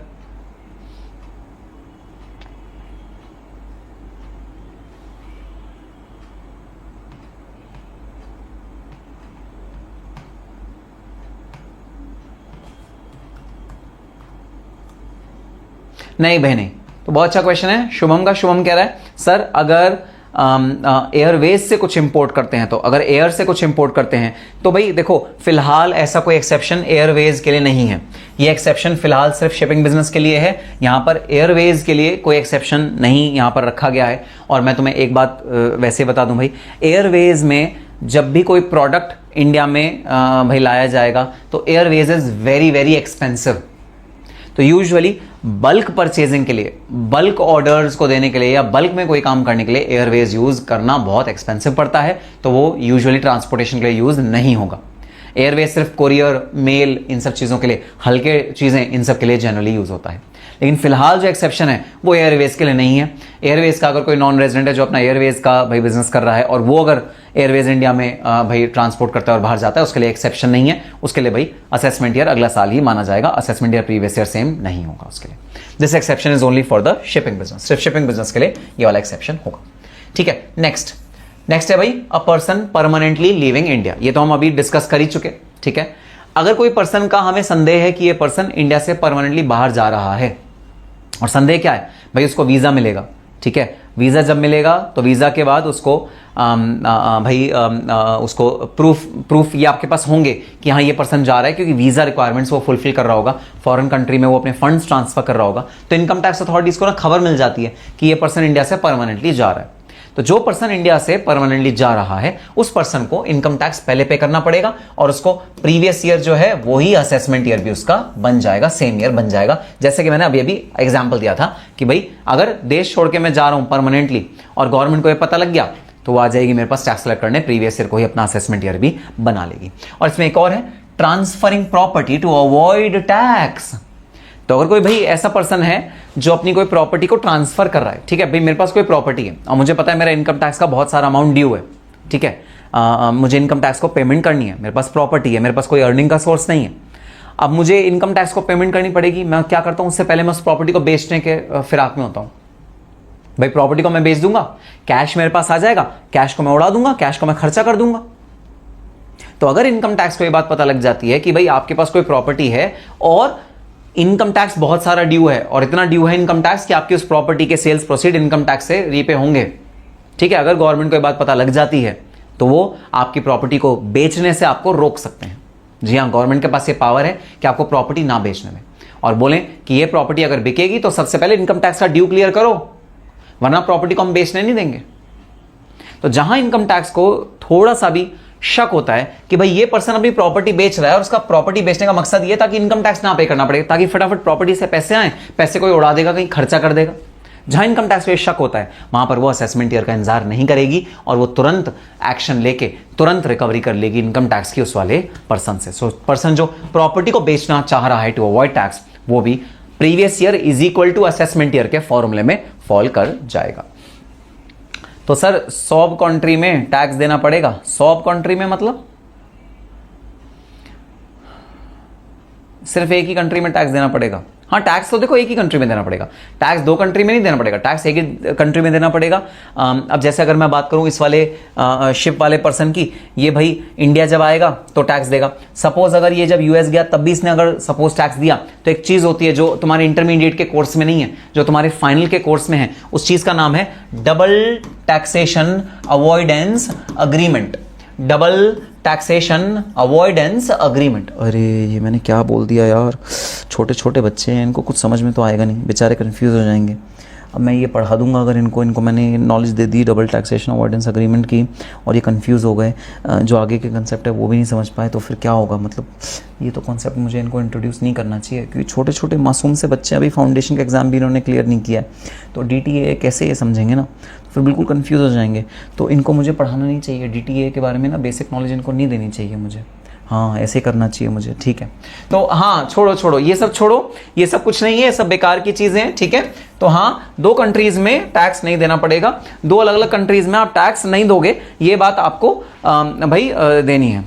डर जाएंगे हम, सुनाई दे रहा है? क्या सुनाई दे रहा है आपको? बता दो सर, हम बड़े हो गए हैं, समझ जाएंगे। अरे यार, तुमने सुन लिया क्या जो मैंने बोला? मैं तो इतना हल्के हल्के, मैं तो मन, बताओ तुम मेरी मन की बात भी पढ़ लेते हो हैं? सब कह रहे हैं सर बता दो, हमने सुन लिया। मेरे मन की बात कैसे सुन लेते हो? तो मैं तो मन में बोला था ये। ओहो, तुमने सुन लिया क्या? चलो भाई, अब तैयार हो जाओ, एक फाइनल के लेवल के कॉन्सेप्ट को सुनने के लिए। ये कॉन्सेप्ट भाई फाइनल के लेवल का है, लेकिन मैं तुम्हें बता रहा हूं ये कॉन्सेप्ट जो फाइनल के लेवल का है, मैं तुम्हें ये इंटरमीडिएट में बता रहा हूं। बस एक वादा करना पड़ेगा तुम्हें। वादा क्या करना पड़ेगा? वादा ये करना पड़ेगा कि तुम ये जो पूरा कॉन्सेप्ट है ये सुनते ही भूल जाओगे, इसको बिल्कुल भी अपने दिमाग में नहीं रखोगे, क्योंकि इंटरमीडिएट के लिए ये कॉन्सेप्ट रेलिवेंट नहीं है। ठीक है, तो तुम्हें वादा करो, वादा रहा स्टूडेंट से टीचर का, ये कॉन्सेप्ट वो भूल जाएंगे सदा। सर जी आपके मुंह के पास ही माइक है। हाँ, मुंह के पास तो माइक है, लेकिन तो मैंने मन में कहा था, मन मन में बोला था। सर के मन की बात सुनाई दे दी।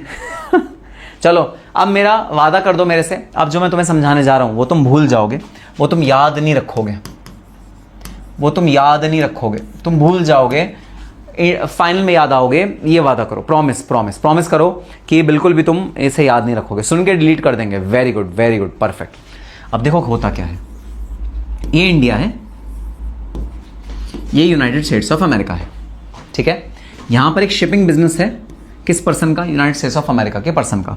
अब ये शिप जब इंडिया आती है तो इंडिया वाले previous year is equal to assessment year वाला फॉर्मूला लगा के इससे टैक्स रिकवर कर लेते हैं। जब ये शिप वापस यूएस जाती है, क्योंकि ये परमानेंट रेजिडेंट यूएस की ही है, तो यूएस गवर्नमेंट सेम इनकम पे इनकम टैक्स लगा देती है, ये कह के कि भाई तुम तो मेरे ही आदमी हो, तुम मुझे टैक्स नहीं दोगे तो और किसको टैक्स दोगे? तो सेम इनकम पे जो इस वाले शिपिंग बिजनेस ने कमाई, उसको दो गवर्नमेंट को टैक्स देना पड़ जाता है। इसे बोलते हैं डबल टैक्सेशन। पूरे वर्ल्ड की सारी जो गवर्नमेंट्स थी वो सारी इकट्ठे बैठी और उन्होंने कहा भाई ये तो गलत हो रहा है, डबल टैक्सेशन बिल्कुल भी नहीं होना चाहिए, double taxation is a wrong thing. इस शिपिंग बिजनेस वाले को इंडिया में भी टैक्स किया जा रहा है सेम इनकम पे से यूएसए में भी टैक्स किया जा रहा है, ये बिल्कुल गलत बात है। तो सारी की सारी वर्ल्ड की कंट्रीज इकट्ठा बैठी और सबके फाइनेंस मिनिस्टर्स ने साइन किया something which is known as a treaty. Treaty मतलब कॉन्ट्रैक्ट।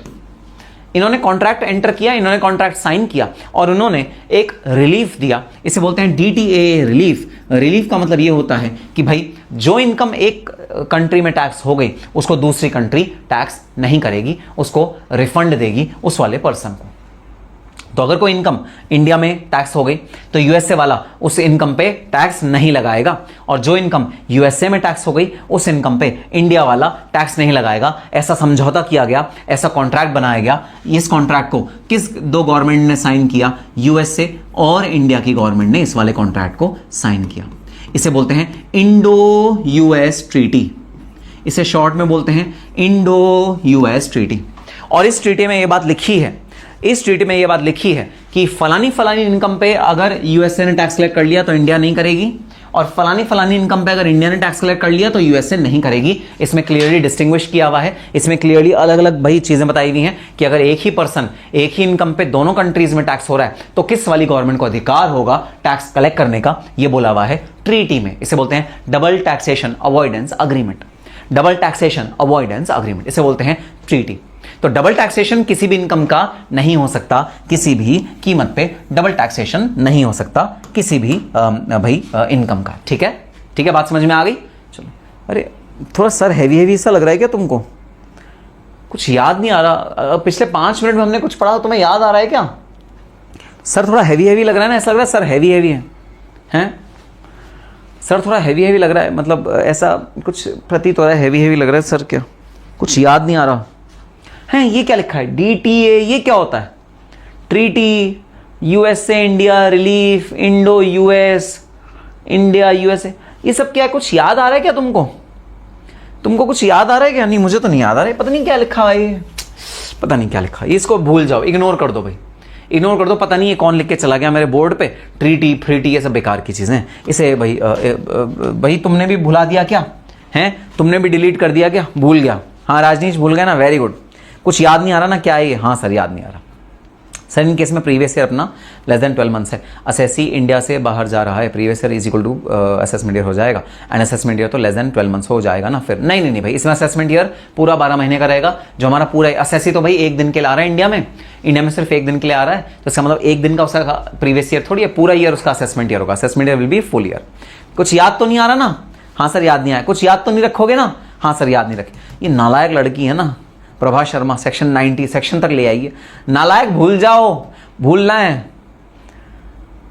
डबल टैक्सेशन नहीं होता एक इनकम पे। ये क्या कैसी है जी, गंदी गंदी बातें करो, छी।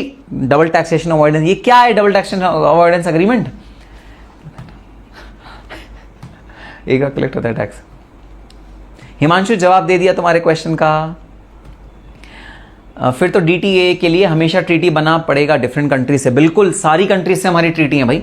हमारी यूएस से भी ट्रीटी है, हमारी यूके से भी ट्रीटी है, ऑस्ट्रेलिया से भी है, सारी कंट्रीज से हमारी ट्रीटी है। बिल्कुल। अरे भूल जाओ, मुझे नहीं पता क्या है, क्या सवाल कर रहे हो तुम, मुझे नहीं पता। मैं ये सब बेकार की बातें मैं नहीं करता, मुझे नहीं पता। किसी और टीचर से पढ़ो, ये डीटीए पता नहीं क्या क्या सवाल। ये सवाल मेरे से मत पूछो डीटीए का, मुझे नहीं याद आ रहा है क्या है। चलो भाई, मैं तो अपना सीधा सिंपल इनकम टैक्स एक्ट पढ़ाऊंगा यहाँ पर।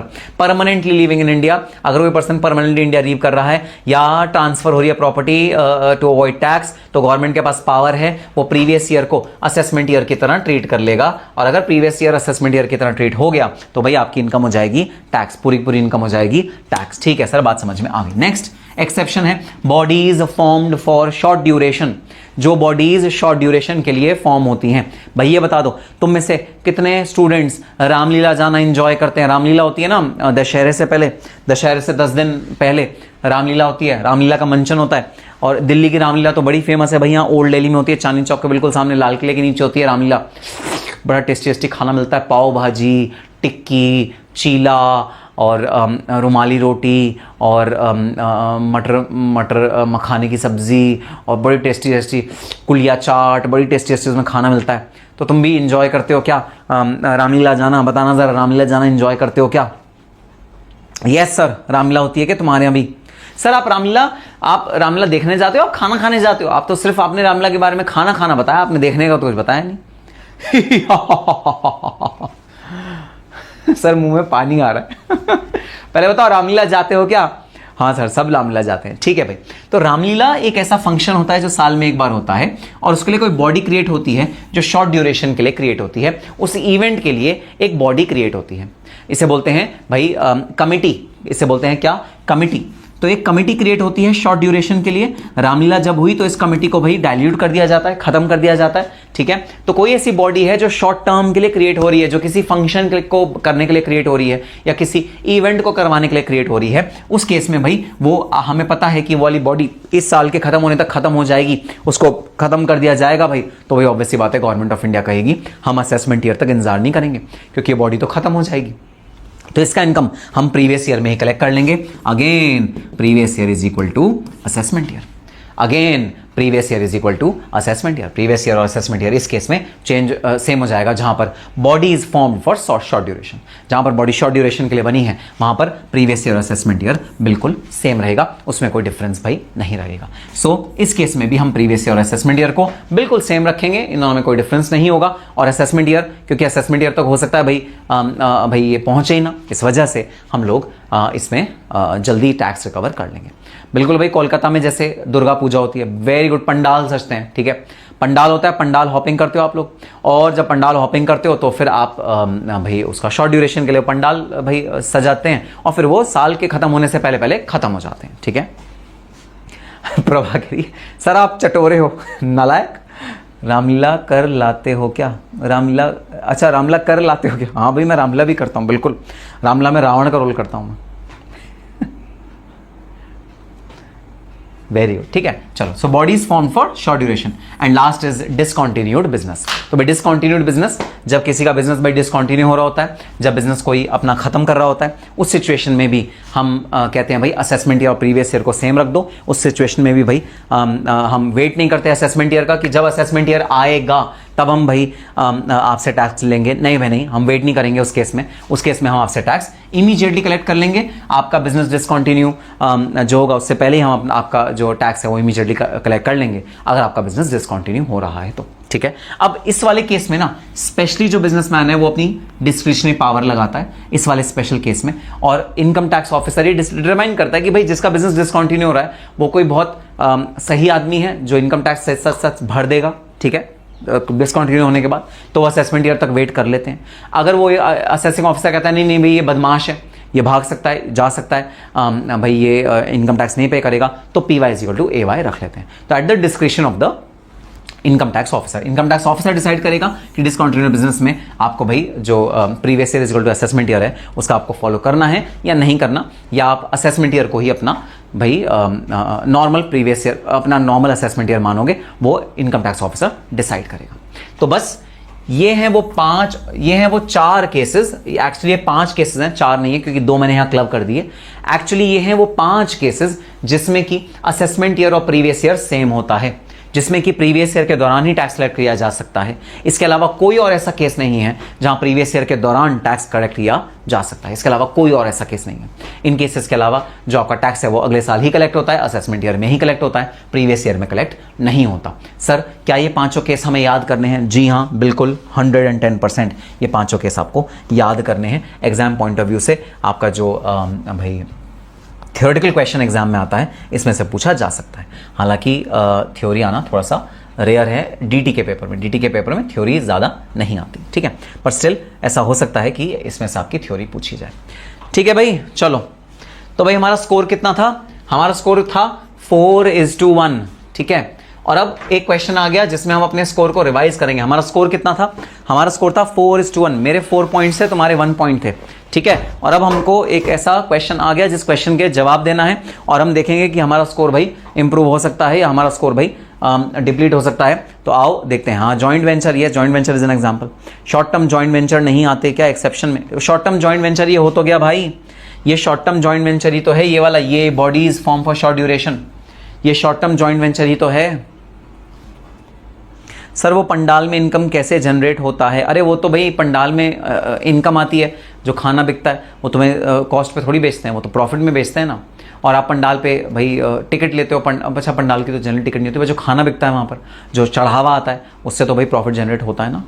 जैसे एटलीस्ट हमारा जो रामलीला होती है उसमें तो भाई प्रॉफिट जनरेट होता है। जो खाना होता है वो पंडाल वाले बहुत एक्सपेंसिव पैसे में बेचते हैं, वो 500 रुपये की एक पाव भाजी बेचते हैं, बहुत एक्सपेंसिव, तो वहाँ तो प्रॉफिट जनरेट होता है, तो उसमें तो प्रॉफिट जनरेट होता है भाई, ठीक है, ठीक है। अच्छा, सब याद रहता है, इतने बच्चे मतलब मुझे बिल्कुल भी ना चीटिंग नहीं करने देते, सब याद रहता है इनको। चलो ठीक है, सॉरी गलती से लिख दिया भाई, 4:1 नहीं है, वो था 3:1। 3:1 स्कोर था। अब देखते हैं स्कोर कैसे इंप्रूव होगा। चलो भाई, ये क्वेश्चन है आपके सामने, आपकी बुक में भी ये क्वेश्चन दे रखा है, वहां पर सॉल्व करना है आपको ये वाला क्वेश्चन, ठीक है। आओ स्टार्ट करते हैं। Determine the previous year for assessment year 2026-27। तो आपका जो असेसमेंट ईयर है वो है 2026-27। आपको प्रीवियस ईयर डिटरमाइन करना है। इन वाले केसेस में आपका प्रीवियस ईयर क्या होगा? Mister Ravi commenced business on 10th December 2025। Mister Ravi ने अपना बिजनेस शुरू किया, कब शुरू किया? 10th December 2025 को मिस्टर रवि ने अपना बिजनेस शुरू किया। आपको इसका प्रीवियस ईयर बताना है। बता दो जरा प्रीवियस ईयर क्या होगा, बता दो जरा प्रीवियस ईयर क्या होगा। नालायक विशाल पूछ रहा है सर पेज नंबर बता दो। मैं नहीं बता रहा भाई पेज नंबर, नालायक, ऐसी कोई 400-500 पेज का चैप्टर थोड़ी है।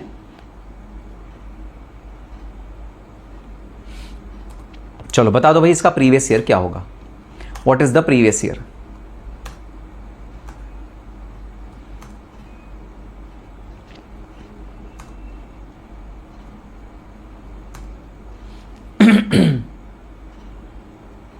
What will be the previous year? Very good, perfect, very good। देखो खुशी का जवाब गलत है। खुशी कह रही है 2025-26। 2025-26 तो मतलब पूरा ईयर हो जाएगा, पूरा ईयर थोड़ी है ये पूरा ईयर थोड़ी है। बुशरा का जवाब भी बिल्कुल गलत है, मुक्ति का जवाब भी बिल्कुल गलत है। देखो भाई अब ऐसे मत करो, ऐसे तुम गड़बड़ कर रहे हो। देखो ये बहुत गलत बात है, ये तुम गड़बड़ कर रहे हो। देखो अगर ऐसे जवाब दोगे तो, हाँ अब दिया ना सही जवाब। पंचाल का जवाब बिल्कुल गलत। वो कह रहा है 1 April 2025 से। सबसे पहले तो ना अब देखो ये इसे चेंज कर दो, बड़ा दिल को ना सुकून सा मिलता है। दिल को मेरे सुकून आया, ये हो गया भाई 4:1। क्यों हो गया 4:1? क्योंकि सारे बच्चों ने गलत जवाब दिया। 25-26 लिख रहे हैं सारे बच्चे।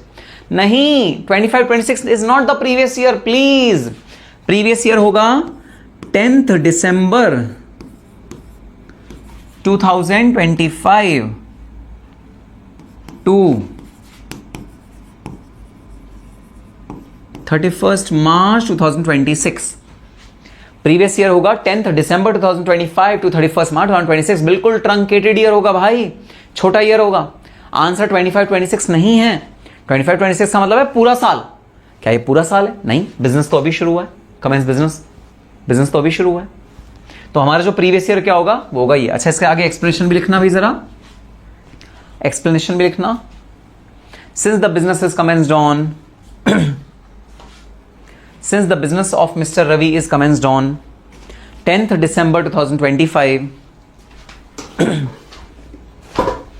since the business of Mr. Ravi is commenced on 10th December 2025 comma the previous year will be less than 12 months. The previous year will be less than 12 months, full stop. It will commence on 10th December 2025. It will commence on 10th December 2025. Yes, Satyam, previous year छोटा हो सकता है लेकिन assessment year नहीं। Yes, तो previous year छोटा है, इस केस में प्रीवियस ईयर छोटा है। इस ईयर में हमें प्रीवियस ईयर ही डिटरमाइन करना है और रीजंस लिखने हैं कि ये क्यों छोटा है। ठीक है भाई, लिख लिया।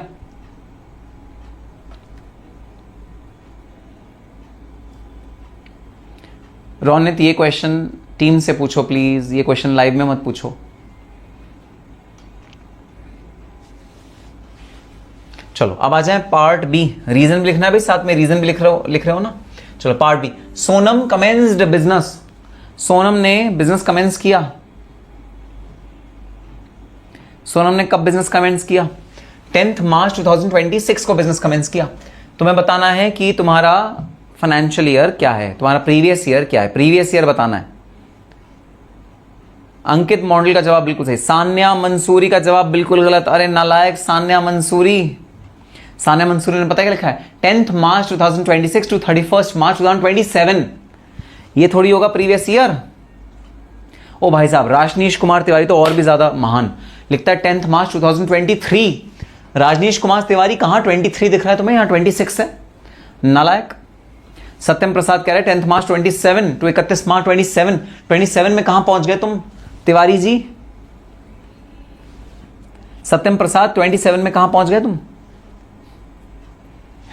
तो इसका सही जवाब है 10th मार्च 2026 टू 31st मार्च 2026। अरे भाई 27 नहीं 26, 27 नहीं 26। सर तो क्या सिर्फ 20 दिन का प्रीवियस ईयर? हाँ, सिर्फ 20 दिन का प्रीवियस ईयर। पंचाल फिर गलत दिख रहा है, क्या करूं भाई? मैं तो मौजा ही मौजा, शाम सवेरे हुण मौजा ही मौजा, शाम सवेरे हुण मौजा ही मौजा, शाम सवेरे हुण मौजा ही मौजा। होए बल्ले बल्ले बल्ले, होए बल्ले बल्ले बल्ले, मेरे तो बल्ले बल्ले हो जाते हैं। 5:1 हो गया। आकाश मंडल ने पहले लिख दिया 5:1। बहुत होशियार बन रहे हो। हाँ, 5:1, यस। तो भाई 5:1 हो गया मेरा स्कोर। ठीक है, सही आंसर है 10th मार्च 2026 से लेकर 31 मार्च 2026। कई स्टूडेंट्स ने यहां 26 की जगह लिख दिया है 27। प्लीज, गलत जवाब है 27 नहीं है। अरे ये वाला ईयर मार्च में शुरू हुआ, मार्च में खत्म हो गया।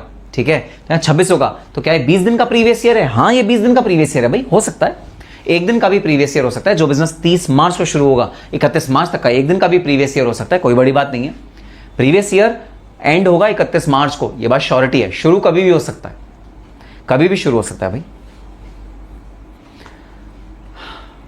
Very good. अच्छा बताओ, ये बात क्लियर हुई तो चैट बॉक्स में लिखो यस। कोई कंफ्यूजन है तो पूछो। यहां 27 नहीं होना चाहिए, सब 26 होना चाहिए। ये बात क्लियर हुई? कोई कंफ्यूजन है तो पूछो। कोई डाउट नहीं रहना चाहिए, कोई डाउट मत रखना दिमाग में। Yes yes, very good. चलो अब रीजन लिखो। रीजन क्या है? रीजन लिखो। Sonam commenced the business on 10th March 2026. Sonam commenced the business on 10th March 2026. Therefore, the previous year is for less than 12 months. Previous year is for less than 12 months. That is 10th March 2026 to 31st March 26.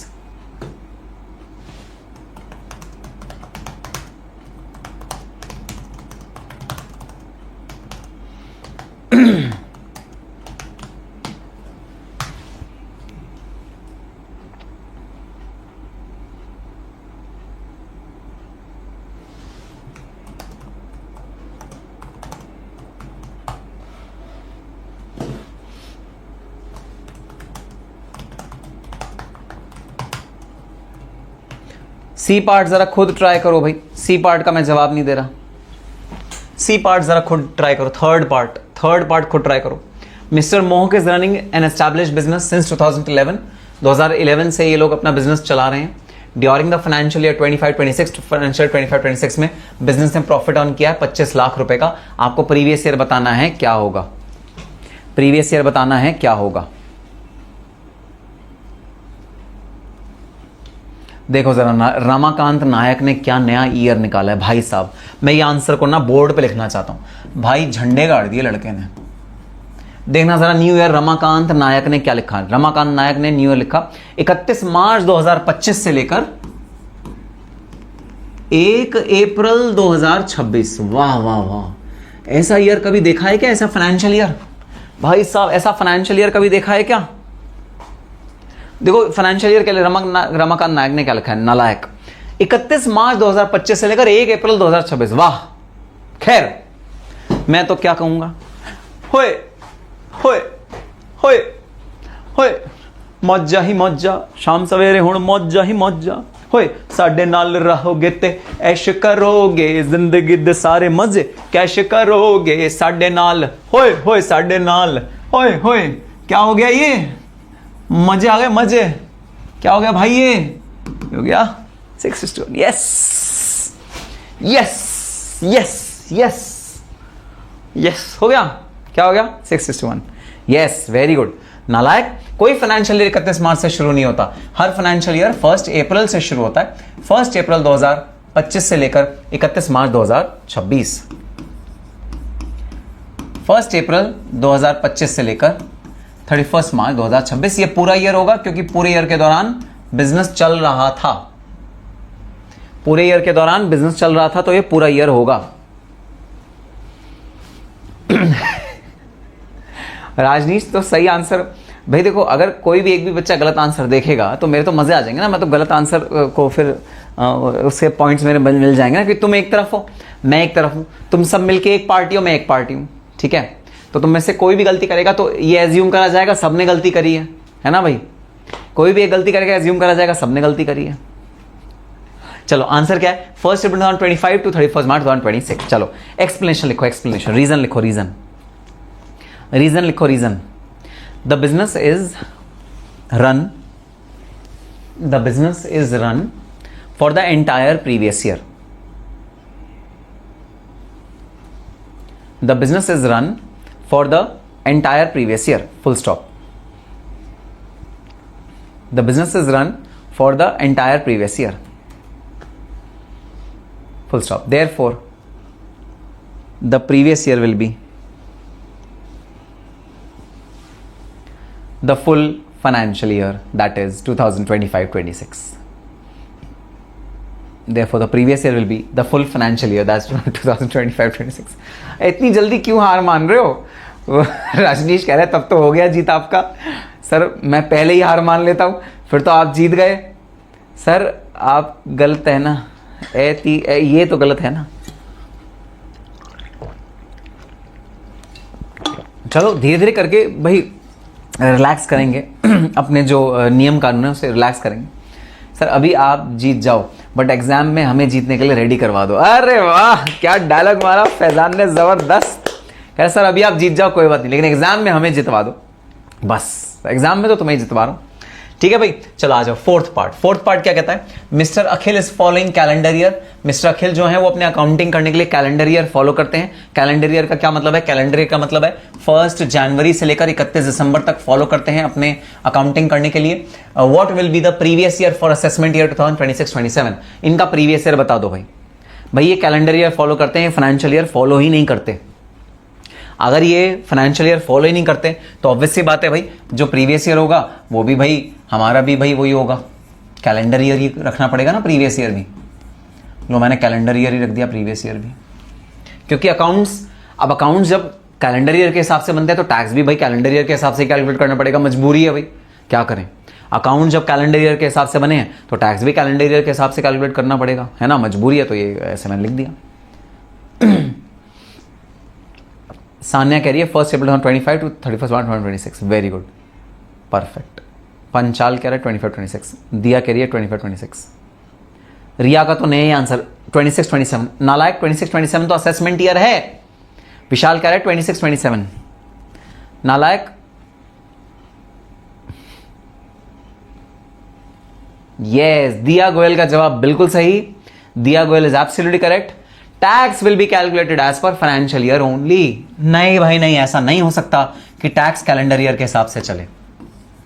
आप दुनिया इधर की उधर कर दो, आपको जो करना है आप कर लो, लेकिन टैक्स जो कैलकुलेट होगा वो फाइनेंशियल ईयर के हिसाब से कैलकुलेट होगा।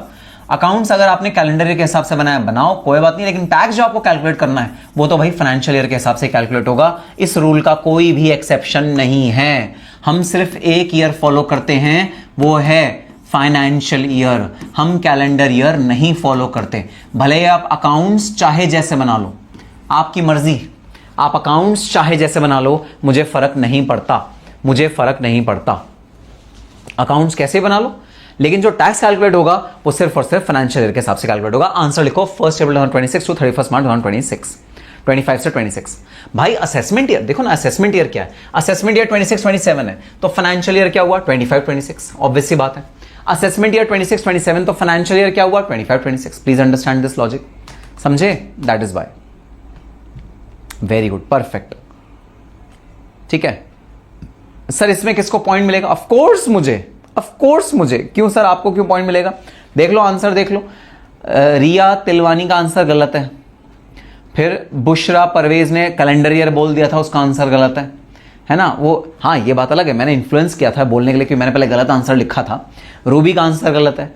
विशाल मिश्रा का आंसर गलत है। ओए होए, ओ बल्ले बल्ले निशावा ते शावा नी, मैं तो जीत गया। 7-1 इज द स्कोर। बड़ा मजा, ठंड पै गई। 6-2 कैसे हो गया? नालायक आकाश मंडल इतना गंदा आदमी है, कह रहे 6-2 हो गया। 6-2 कैसे हो गया? तो 7-1 हो गया ना। 6-2 कैसे हो गया? गलत बोल रहे हो ना तुम, हैं? गलत बोल रहे हो। ये चीटिंग नहीं, मेरे साथ चीटिंग नहीं। देखो अब चलो एक्सप्लेनेशन लिखो इसका एक्सप्लेनेशन लिखो। 1 अप्रैल 2025 से लेकर 31 मार्च 2026 तक एक्सप्लेनेशन लिखो। It doesn't matter. सर आप इन्फ्लुएंस कर रहे हो। मैं इन्फ्लुएंस करके तुम्हारा पहले गलत आंसर निकलवाऊंगा, मार्क्स अपने कलेक्ट करूंगा, उसके बाद तुम्हें सही आंसर बताऊंगा। ये मेरी स्ट्रैटेजी है, स्ट्रैटेजी जीतने की। साम दाम दंड भेद। सर आप चीटिंग कर रहे हो। जीतना है मुझे बस। चल लिखो। अच्छा पहले एक्सप्लेनेशन, रीजन लिखो।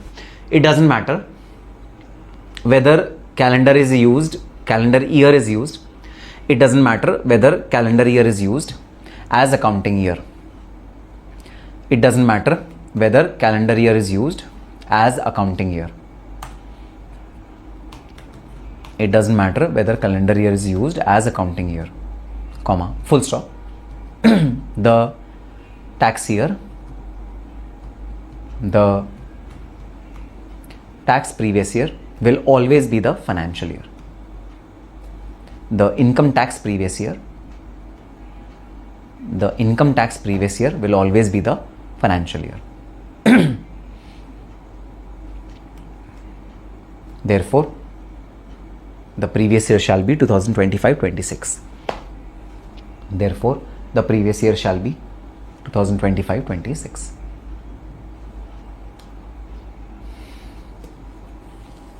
Sir, cheating करके जीतने से पाप लगेगा। कोई बात नहीं, मैं पाप झेल लूंगा, कोई बात नहीं। सर मैं दिसंबर 25 में, अब ये सब बातें हाँ मत पूछो भाई, बैच कब होगा, क्या होगा, कैसे होगा। चलो भाई ठीक है। तो ये 1 अप्रैल 2025 टू 31 मार्च 2026। भाई ये जो क्वेश्चंस है ना कि लाइव बैच कब तक खत्म होगा, लाइव बैच में क्या करना है, कैसे करना है, ये मेरी टीम से पूछो। मेरी टीम तुम्हें प्रॉपर्ली गाइड करेगी लाइव बैच के रिस्पेक्ट में। यहाँ मत पूछो क्योंकि यहाँ रिकॉर्डिंग कैसे मिलेगी, रिकॉर्डिंग कितने आवर्स में मिलेगी, ये सब क्वेश्चन मेरी टीम जवाब देगी तुम्हें। क्योंकि यहाँ अगर मैं ये क्वेश्चन का जवाब देने लगा तो फिर भाई सब्जेक्ट से डाइग्रेस हो जाएंगे, और मैं सब्जेक्ट से डाइग्रेस बिल्कुल भी नहीं होना चाहता। ठीक है सर, ठीक है, ये हमने कर लिया। Exceptions to the general rule that income of previous year tax in the assessment year, ये हैं हमारे एक्सेप्शंस। आपको ये सारे एक्सेप्शंस प्रॉपर्ली पढ़ने हैं, इनके जो फुटनोट्स हैं वो भी आपको प्रॉपर्ली पढ़ने हैं। ये भाई फुटनोट्स सारे के सारे जिनको आपको प्रॉपर्ली पढ़ना है, रीड जरूर करना क्लास खत्म होने के बाद, ठीक है। ये जो टेक्निकल लैंग्वेज लिखी होती है, क्योंकि एग्जाम में जो लैंग्वेज लिखनी है वो ये वाली लिखनी है भाई, तो इसको रीड जरूर करना क्लास खत्म होने के बाद। ये नहीं क्लास खत्म हुआ इसको आपने पढ़ा ही नहीं, आपने जो चार्ट है बस उसे पढ़ लिया, ऐसा नहीं भाई, इसे भी रीडिंग करना है, प्रॉपर रीडिंग करना है इन सारे के सारे भाई थ्योरेटिकल पोर्शंस को, ठीक है। ठीक है सर, बात समझ में आ गई। कोई नहीं सर, कोई नहीं गाइज, कम बैक होगा अब। Yes, that's the spirit, that's the spirit. हमारा जो स्कोर हो चुका है वो हो चुका है 8:1 है, 8 मेरे 1 तुम्हारा, ठीक है। हमारा स्कोर है 8:1।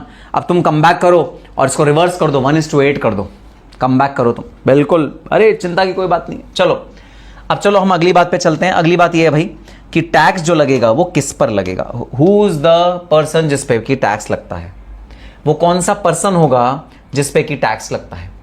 तो गवर्नमेंट ने भाई जितने भी लोग हैं जिन पे टैक्स लगता है उनको इन कैटेगरीज में डिवाइड करा हुआ है। ये देखो सब कह रहे हैं 7:1, अच्छा भाई ठीक है, लो 7:1, ठीक है 7:1 लो, खुश, 7:1 स्कोर है। गौतम श्रीवास्तव कह रहे 8:2 है। चलो अब आ जाओ पर्सन की डेफिनेशन पे। पर्सन मतलब इनकम टैक्स हम किस पे लगा सकते हैं, किस किस पर्सन पे, किस किस भाई चीज पे हम इनकम टैक्स लगा सकते हैं, वो अब हम पढ़ने जा रहे हैं। सेक्शन 231 की डेफिनेशन है what do you mean by person, और इनकम टैक्स हम किस किस पर्सन पे लगाएंगे, ठीक है। तो सबसे पहले तो है इंडिविजुअल। ऑफ कोर्स इंडिविजुअल पे तो इनकम टैक्स भाई लगेगा ही लगेगा भाई। सपोज तुम इनकम अर्न करना शुरू कर दो तो तुम पे इनकम टैक्स लगेगा। मैं तो इनकम अर्न करता ही हूं तो मेरे पे तो इनकम टैक्स लगता ही है। हालांकि मैं बहुत कम इनकम अर्न करता हूं तो मैं एग्जामिनेशन के ब्रैकेट में आ जाता हूं, बाहर आ जाता हूं, तो मैं इनकम टैक्स पे ही नहीं करता, तो वो तो अलग बात है। खैर, लेकिन इनकम टैक्स सबसे पहले किस पे लगेगा, इंडिविजुअल पे लगेगा। इंडिविजुअल मतलब नेचुरल पर्सन, नेचुरल पर्सन जो भगवान ने बनाया है, जो कि है ह्यूमन बींग्स। तो सबसे पहली कैटेगरी जिसको इनकम टैक्स पे करना पड़ता है पर्सन्स की डेफिनेशन में, वो होते हैं इंडिविजुअल्स, मतलब ह्यूमन बींग्स। अब ना तुम लोगों ने लॉ पढ़ा है अपने फाउंडेशन पे, तो मुझे ना एक चीज का भाई जवाब दे दो। कॉन्ट्रैक्ट विद अ माइनर और with a person of unsound mind is valid और वॉइड? जरा चैट बॉक्स में जवाब दे दो। ये पहले भी मैंने तुमसे पूछा था क्वेश्चन, है ना, मैंने व्हाट्सएप ग्रुप में पूछा था ये वाला क्वेश्चन तुमसे। जरा इस क्वेश्चन का आंसर दे दो। Contract with a minor is valid और वॉइड?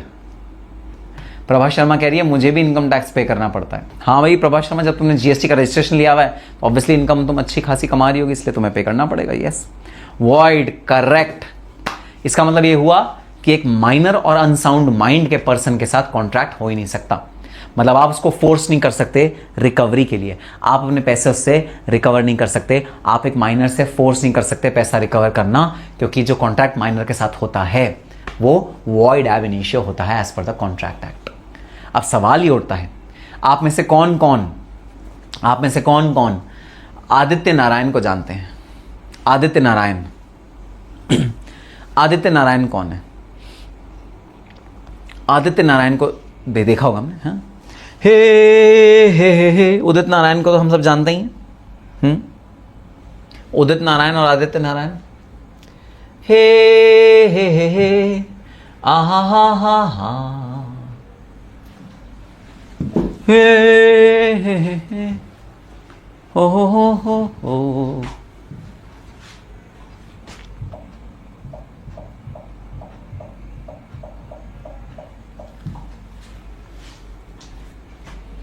जानते हो आप, ये हैं आदित्य नारायण के सन, उदित नारायण के सन आदित्य नारायण, ठीक है। अब आदित्य नारायण जो हैं,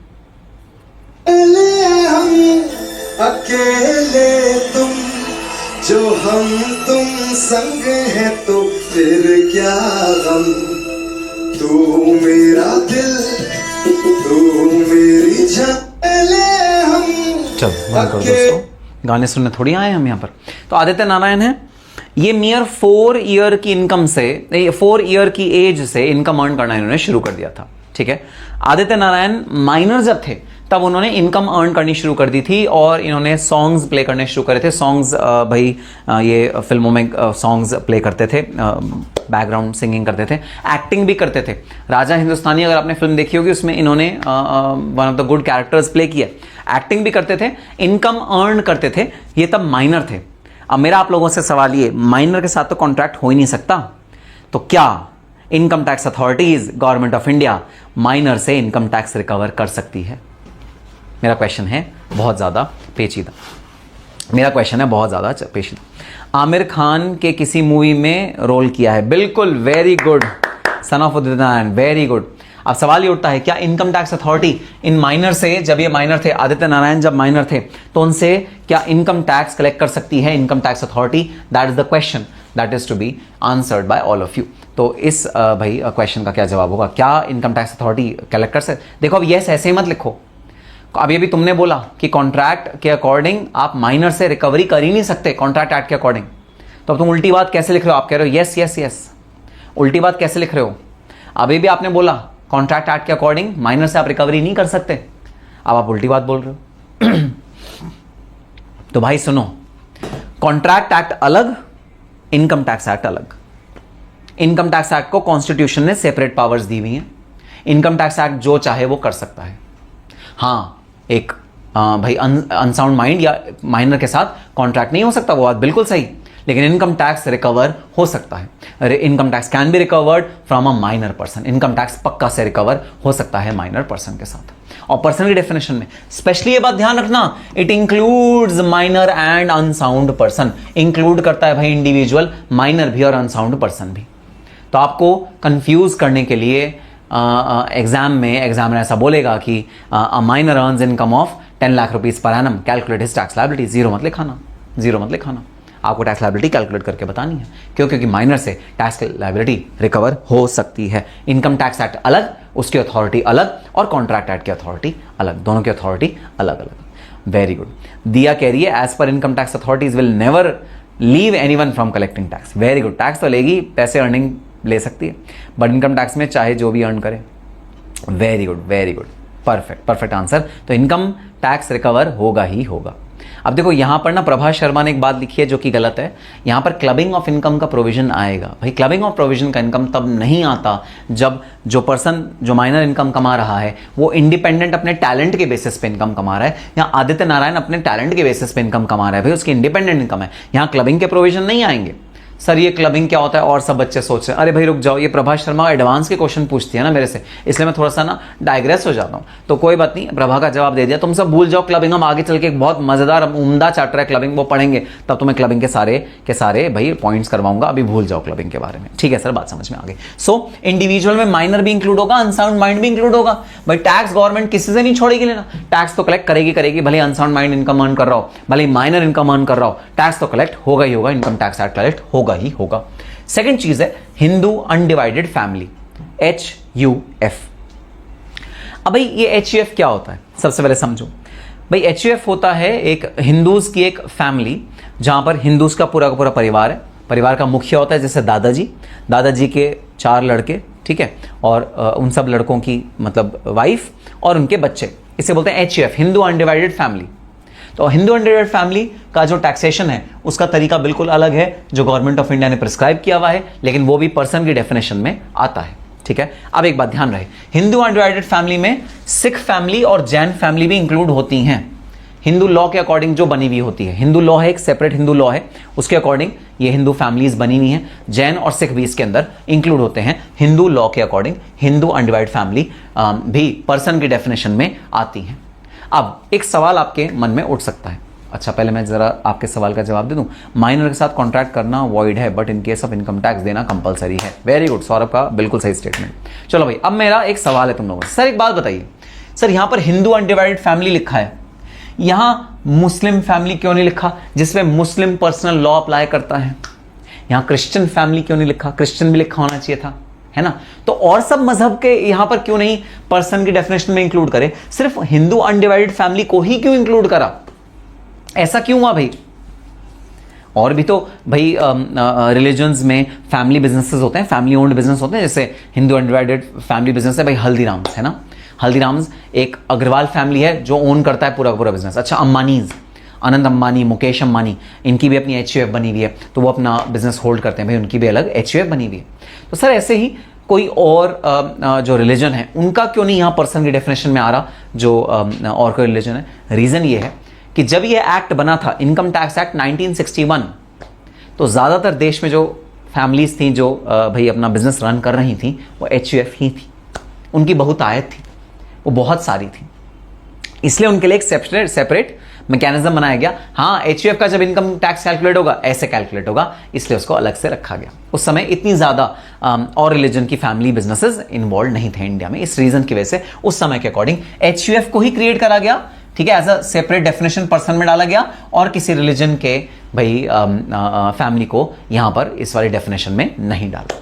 ठीक है सर, तो वो कहीं और क्लब होगी। हाँ सर, वो कहीं और क्लब होगी और रिलीजन की फैमिली होगी। तो ठीक है, नेक्स्ट है भाई इंडियन कंपनी। जी हाँ, कंपनी तो सबसे बड़ा इनकम अर्निंग का सोर्स है भाई। इंडिया में बड़ी बड़ी कंपनीज हैं, वो सब जो इनकम अर्न करेंगी वो अपना इनकम इंडियन कंपनी के अकॉर्डिंग टैक्स कराएंगी। कंपनीज एक्ट के अकॉर्डिंग एक कंपनी भाई कंपनी बनती है, इन कंपनीज एक्ट 2013 के अकॉर्डिंग, और CBD डिक्लेरेशन। तो कई बार ऐसा होता है भाई, कई कंपनी नहीं होती, कई कॉर्पोरेट बॉडीज होती हैं, लेकिन वो CBDT कहती है कि वो कंपनी की तरह टैक्स होगी। जैसे कई बैंकिंग कंपनीज होती हैं, बैंकिंग रेगुलेशन एक्ट के अकॉर्डिंग जो भाई कंस्ट्रक्टेड होती हैं, कई ऑर्गेनाइजेशंस होती हैं, तो उनको CBDT क्लियर कर देती है। CBDT कहती है उनको कंपनी की तरह ही टैक्स करना है, हालांकि वो कंपनी नहीं है, वो कंपनीज एक्ट में रजिस्टर्ड नहीं है, लेकिन CBDT कहती है उन्हें कंपनी की तरह ही टैक्स करना है। तो कंपनी दो तरह से इनकम टैक्स एक्ट के अंदर टैक्स होती है, एक तो कंपनीज एक्ट वाली कंपनीज, और दूसरा CBDT जो डिक्लेयर कर दे कि ये कंपनी है, वो दोनों कंपनी की तरह टैक्स होंगी, उन्हें हम कंपनी की तरह टैक्स करेंगे। सर एक बात बताओ, ये अलग अलग अलग अलग अलग ऐसे क्यों करा हुआ है?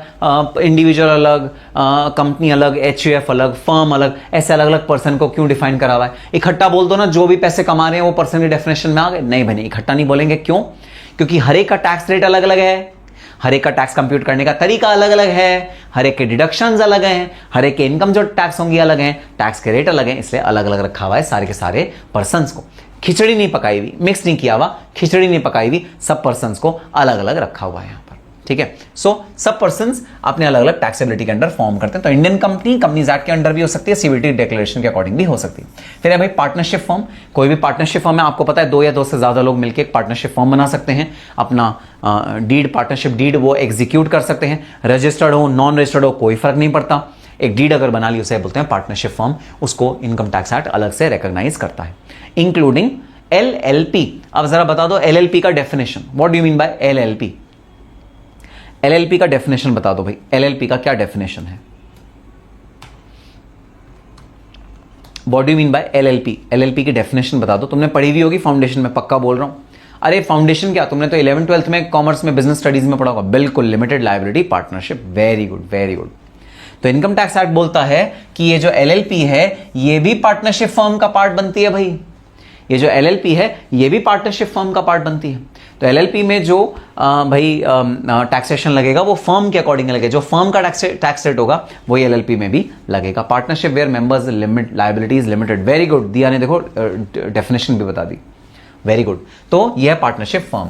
अगली है भाई AOP या BOI, एसोसिएशन ऑफ पर्संस और बॉडी ऑफ इंडिविजुअल्स। ठीक है, अब कई बार क्या होता है, इनकम टैक्स बचाने के लिए ना कई लोग अपनी कोई स्टैंडर्ड ऑर्गेनाइजेशन नहीं रखते, वो अपने आप को कंपनी नहीं बनाते, वो अपने आप को HUF नहीं बनाते, पार्टनरशिप फर्म नहीं बनाते।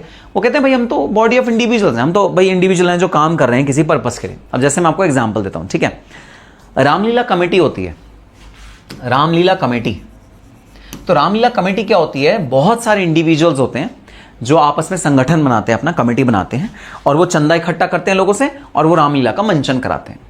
ना वो पार्टनरशिप फर्म है क्योंकि डीड नहीं है, ना वो कंपनी है क्योंकि कंपनीज एक्ट में नहीं रजिस्टर्ड, ना वो HUF है क्योंकि वो कोई फैमिली का पार्ट नहीं है, ना वो इंडिविजुअल है क्योंकि वो एक इंडिविजुअल नहीं है, मल्टीपल इंडिविजुअल्स हैं, है ना। तो किसी भी कैटेगरी में वो फॉल नहीं करते। तो गवर्नमेंट कहती है अच्छा तुम किसी भी कैटेगरी में फॉल नहीं करते, हम तुम्हें बॉडी ऑफ इंडिविजुअल्स बना देंगे। ऐसे बोलते हैं बॉडी ऑफ इंडिविजुअल्स। जब बहुत सारे इंडिविजुअल्स मिलके कोई संगठन बनाते हैं और काम इकट्ठा करने का प्लान करते हैं, कोई प्रॉफिट मेकिंग एक्टिविटी कर रहे होते हैं, उसे बोलते हैं body of individuals. This is known as body of individuals. जब बहुत सारे लोग मिलके भाई अपना कोई काम कर रहे होते हैं, that is known as body of individuals. ठीक है, अब सर ये AOP क्या होता है? AOP association of persons. भाई ये होते हैं जॉइंट वेंचर्स। जॉइंट वेंचर्स जैसे भाई दो कंपनीज मिलके कोई प्रोजेक्ट कर रही हैं, दो बड़ी बड़ी कंपनीज है, रिलायंस इंडस्ट्रीज लिमिटेड और टाटा केमिकल्स मिलके कोई अपना नया प्रोजेक्ट कर रही है, जॉइंट वेंचर हो गया वो, जॉइंट वेंचर। वहां कोई इंडिविजुअल क्लब नहीं कर रहे आपस में, दो कंपनीज क्लब कर रही हैं आपस में, या एक इंडिविजुअल एक कंपनी क्लब कर रही है आपस में। जहां एसोसिएशन पर्संस का होता है, पर्सन की डेफिनेशन में कोई भी आ सकता है, इंडिविजुअल की डेफिनेशन में सिर्फ इंडिविजुअल आएगा, ठीक है। तो बीओआई होता है जब सारे इंडिविजुअल आपस में ज्वाइन कर रहे होते हैं। एओपी होता है जब कोई भी पर्सन आपस में ज्वाइन कर रहा है, मतलब फर्म और कंपनी ज्वाइन कर रहा है, ठीक है, या कंपनी और इंडिविजुअल ज्वाइन कर रहा है, या एचयूएफ और इंडियन कंपनी आपस में ज्वाइन करके कोई बिजनेस कर रहे हैं, बेसिकली जॉइंट वेंचर बोलते हैं, जॉइंट वेंचर, ठीक है। जॉइंट वेंचर को हम, yes very good example, Maruti Suzuki, hero Honda. हालांकि ये तो एग्जांपल दोनों जो तुमने एग्जांपल दिए ना, ये जॉइंट वेंचर के एग्जांपल नहीं है, ये एग्जांपल है भाई अमलगमेशन के। दो कंपनीज आपस में अमलगमेट हुई हैं, ये दोनों मिलकर कोई काम जॉइंट वेंचर की तरह नहीं कर रही, दोनों कंपनीज आपस में अमलगमेट हुई हैं। लेकिन कई बार कोई कुछ कंपनीज होती हैं जो आपस में आके मिलके भाई अपना बिजनेस करती हैं। One company and some individual and HUF all together make AOP. Very good Diya, very good. ठीक है, तो इसे बोलते हैं एओपी या बीओआई। सर इसका टैक्सेशन का तरीका भी अलग है? हाँ जी हाँ, इसका टैक्सेशन का तरीका भी अलग है। चलो नेक्स्ट है भाई लोकल अथॉरिटीज। लोकल अथॉरिटीज माने municipal committees, municipal corporations, panchayat, cantonment board, port, commissioners etcetera. तो भाई जैसे पंचायत होती है, आज भी हिंदुस्तान में पंचायत है कई कई गांव में, वो लोग पुलिस को गांव के अंदर एंटर नहीं करने देते। उसका जो एडमिनिस्ट्रेशन है पूरे गांव का पंचायत संभालती है। पंचायत पैसा इकट्ठा करती है, कहीं पर खेत में कोई भाई पानी का कोई नहर बनानी है, कोई रोड बनानी है, कोई कुआं खुदवाना है, पंचायत सारे काम कराती है गवर्नमेंट की तरह, ठीक है। इसे बोलते हैं लोकल अथॉरिटी। तो लोकल अथॉरिटी को भी टैक्स देना पड़ेगा अगर वो इनकम अर्न कर रही है तो, भले ही वो गवर्नमेंट से एफिलिएटेड रजिस्टर्ड है या नहीं है, उससे फर्क नहीं पड़ता, लोकल अथॉरिटी को भी टैक्स देना पड़ेगा। For example municipal corporation, panchayat, cantonment board या पोर्ट या कमिश्नर्स, ये सारे के सारे लोकल अथॉरिटी के अंदर कैटेगराइज होते हैं, अलग से कैटेगराइज होते हैं। इनका टेक्निकल भाई टर्म अलग है, टैक्स कैलकुलेट करने का तरीका अलग है। फिर आखिरी आ गया भाई आर्टिफिशियल ज्यूरिडिकल पर्सन। आखिरी आ गया भाई आर्टिफिशियल ज्यूरिडिकल पर्सन, ठीक है। अब जरा तुम मुझे एक बात बताओ, तुम अपने ऊपर देखो, सब स्टूडेंट्स ऊपर देखो, छत की तरफ देखो, सब स्टूडेंट छत की तरफ देखो। क्या दिख रहा है तुम्हें ऊपर? तुम्हारे क्या है जरा बताना, ऊपर तुम्हारे क्या है? छत की तरफ देखो, ऊपर बताओ क्या है, चैट बॉक्स में लिख के बताओ तुम्हारे ऊपर क्या है। इससे जब तुम छत की तरफ देख रहे हो तो क्या दिख रहा है तुमको?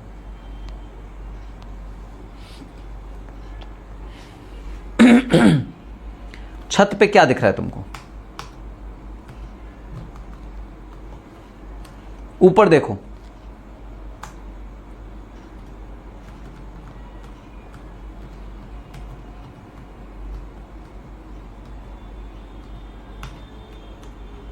ऊपर देखो। फैन, बिल्कुल। लाइट भी दिख रही है, ठीक है, फैन भी दिख रहा है, लाइट भी दिख रही है, सीलिंग भी है। मैं तो फैन की बात कर रहा हूं अभी मैं फैन और लाइट की बात कर रहा हूं, ठीक है, जो फैन और लाइट तुम्हें दिख रहा है, ठीक है। अब एज्यूम कर लो कि तुम इनकम टैक्स अथॉरिटी हो, ठीक है। क्या हो तुम हो इनकम टैक्स अथॉरिटी। जरा फैन को बोलो, फैन लाओ हमें इनकम टैक्स पे करो, फैन लाओ हमें इनकम टैक्स पे करो। बोलो जरा फैन को, सपोज तुम्हारा फैन इनकम अर्न कर रहा है, ठीक है, तुम्हारा फैन इनकम अर्न कर रहा है, बोलो फैन लाओ मुझे टैक्स पे करो। तुम इनकम टैक्स अथॉरिटी हो, बोलो ट्यूबलाइट मुझे टैक्स पे करो, ए ट्यूबलाइट टैक्स पे करो, ऐसे बोलो। अरे कोई बात नहीं, मम्मी समझेंगी बेटा पता नहीं क्या हो गया, पागल हो गया, या बेटी पागल हो गई, कोई बात नहीं, समझने दो। दुनिया पागल, आइंस्टाइन तो सब पागल समझते थे, सक्सेस होने से पहले सब पागल समझते हैं। तुम में से कहो फैन मुझे टैक्स पे कर दो, फैन मुझे टैक्स पे कर दो, ट्यूबलाइट मुझे टैक्स पे कर दो, ये मेरा डिजिटल बोर्ड है, डिजिटल बोर्ड मुझे टैक्स पे कर दो, लाओ मुझे टैक्स पे कर दो।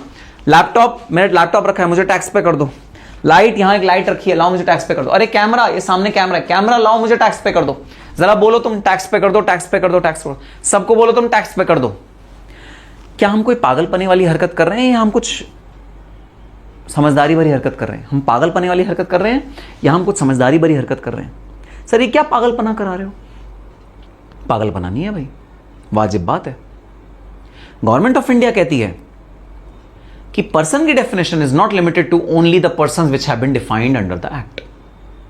पर्सन की डेफिनेशन इज ओपन, और जो भी बाकी किसी पर्सन की डेफिनेशन में नहीं आता वो आखिरी की इस डेफिनेशन में आ जाता है, which is artificial juridical person. Sir कैसी अजीब सी बात कर रहे हो, क्या फैन कभी इनकम टैक्स पे कर सकता है? जी हां, फैन इनकम टैक्स पे कर सकता है, बिल्कुल वैसे ही जैसे मंदिर में जो मूर्ति रखी है जिसपे चढ़ावा चढ़ता है, हालांकि वो रिलीजियस पर्पस में आती है और उसका टैक्स एग्जेम्प्ट होता है, वो एक अलग केस है, लेकिन जो मंदिर में मूर्ति रखी है जिसपे चढ़ावा चढ़ रहा है, उससे भी टैक्स रिकवर किया जा सकता है थ्रू पंडित, जो पंडित इनकम अर्न कर रहा है, थ्रू पंडित, उसका कोई रिप्रेजेंटेटिव होगा। तो जो तुम्हारे ऊपर फैन है ना, इससे भी अगर ये इनकम अर्न कर रहा है तो इससे भाई इनकम अर्न किया जा, इससे भाई पैसा रिकवर किया जा सकता है। जी हां, इससे इनकम टैक्स रिकवर किया जा सकता है आर्टिफिशियल ज्यूरिडिकल पर्सन की तरह। अब मैं तुम्हें देता हूं एक एग्जांपल सुनना। क्या सर फैन के बिहाफ पे उसका ओनर टैक्स पे करेगा? बिल्कुल विशाल की बिल्कुल सही बात। अब मैं तुम्हें देता हूं एग्जांपल सुनना। क्या भाई, आम किस किस को खाना पसंद है? मैंगो सीजन है अभी मैंगो का, सब मैंगो खा रहे होंगे, घर में भी मैंगो तुम्हारे काफी आ रहा होगा। मैंगो खाना किस किस को पसंद है? हाँ सर सबको पसंद है, ठीक है। आज से करीबन 10 साल की बात है, जब मैं बहुत छोटा हुआ करता था, छोटा तो मैं अभी भी हूं, अभी मैं कोई बड़ा नहीं हुआ, तुम्हारी एज जितना ही हूं मैं, लेकिन 10 साल पहले जब मैं बहुत छोटा था, ठीक है, तब हमारे एरिया में क्या हुआ था, किसी के घर पे एक मैंगो पे ना उन्हें ऐसा क्लेम किया था कि इसमें गणेश जी निकले हैं, हमारे घर में गणेश जी निकले हैं। तो मैंगो में ना बिल्कुल गणेश जी की मूर्ति सी निकली थी, तो वहां ना गणेश जी, वो कह रहे थे गणेश जी निकले हैं, मैंगो में गणेश जी निकले हैं, ऐसा लोगों ने क्लेम किया था, उस पर्सन ने, परिवार ने क्लेम किया था। और ने क्या किया, उस मैंगो को ना एक चेयर पे रख दिया, उसको हार फूल चढ़ाया, उसके आगे बत्ती रखी, उसको पूरा डेकोरेट कर दिया, और लोगों का भीड़ लग गई उस मैंगो को देखने के लिए। लोग उस पर चढ़ावा भी चढ़ा रहे थे, मैंगो पे चढ़ावा भी चढ़ा रहे थे। उस मैंगो को गणेश जी का मतलब एक तरह से रूप बताया गया था कि गणेश जी निकले हमारे घर में, ठीक है, काटा नहीं था, उसको विसर्जित किया गया था, ठीक है। अब ऐसे केस में जहां उस मैंगो को आपने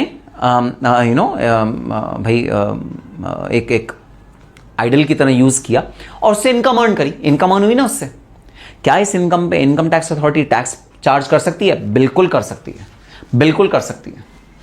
ये एग्जाम्पल है कि नॉन लिविंग बीइंग भी इनकम अर्न कर सकता है, नॉन लिविंग बीइंग भी इनकम अर्न कर सकता है। ये एग्जाम्पल है भाई, ये आर्टिफिशियल ज्यूरिडिकल पर्सन का एग्जाम्पल है। तो कोई भी आर्टिफिशियल पर्सन जिसमें जीव आत्मा नहीं है, जो जीवंत नहीं है, जो लॉ से नहीं बना, देखो ये सब लॉ से बने हैं, ये लॉ से सारी चीजें बनती हैं, लेकिन वो लॉ से भी नहीं बना भाई, वो लॉ भी नहीं, किसी लॉ से भी नहीं बन रहा, तो भी इनकम टैक्स उससे क्लेम किया जा सकता है। हाँ, इनकम टैक्स उससे क्लेम किया जा सकता है under this residuary category which is artificial juridical person. इस कैटेगरी के अंदर उससे इनकम टैक्स रिकवर किया जा सकता है, आप इनकम टैक्स से कलेक्ट कर सकते हो।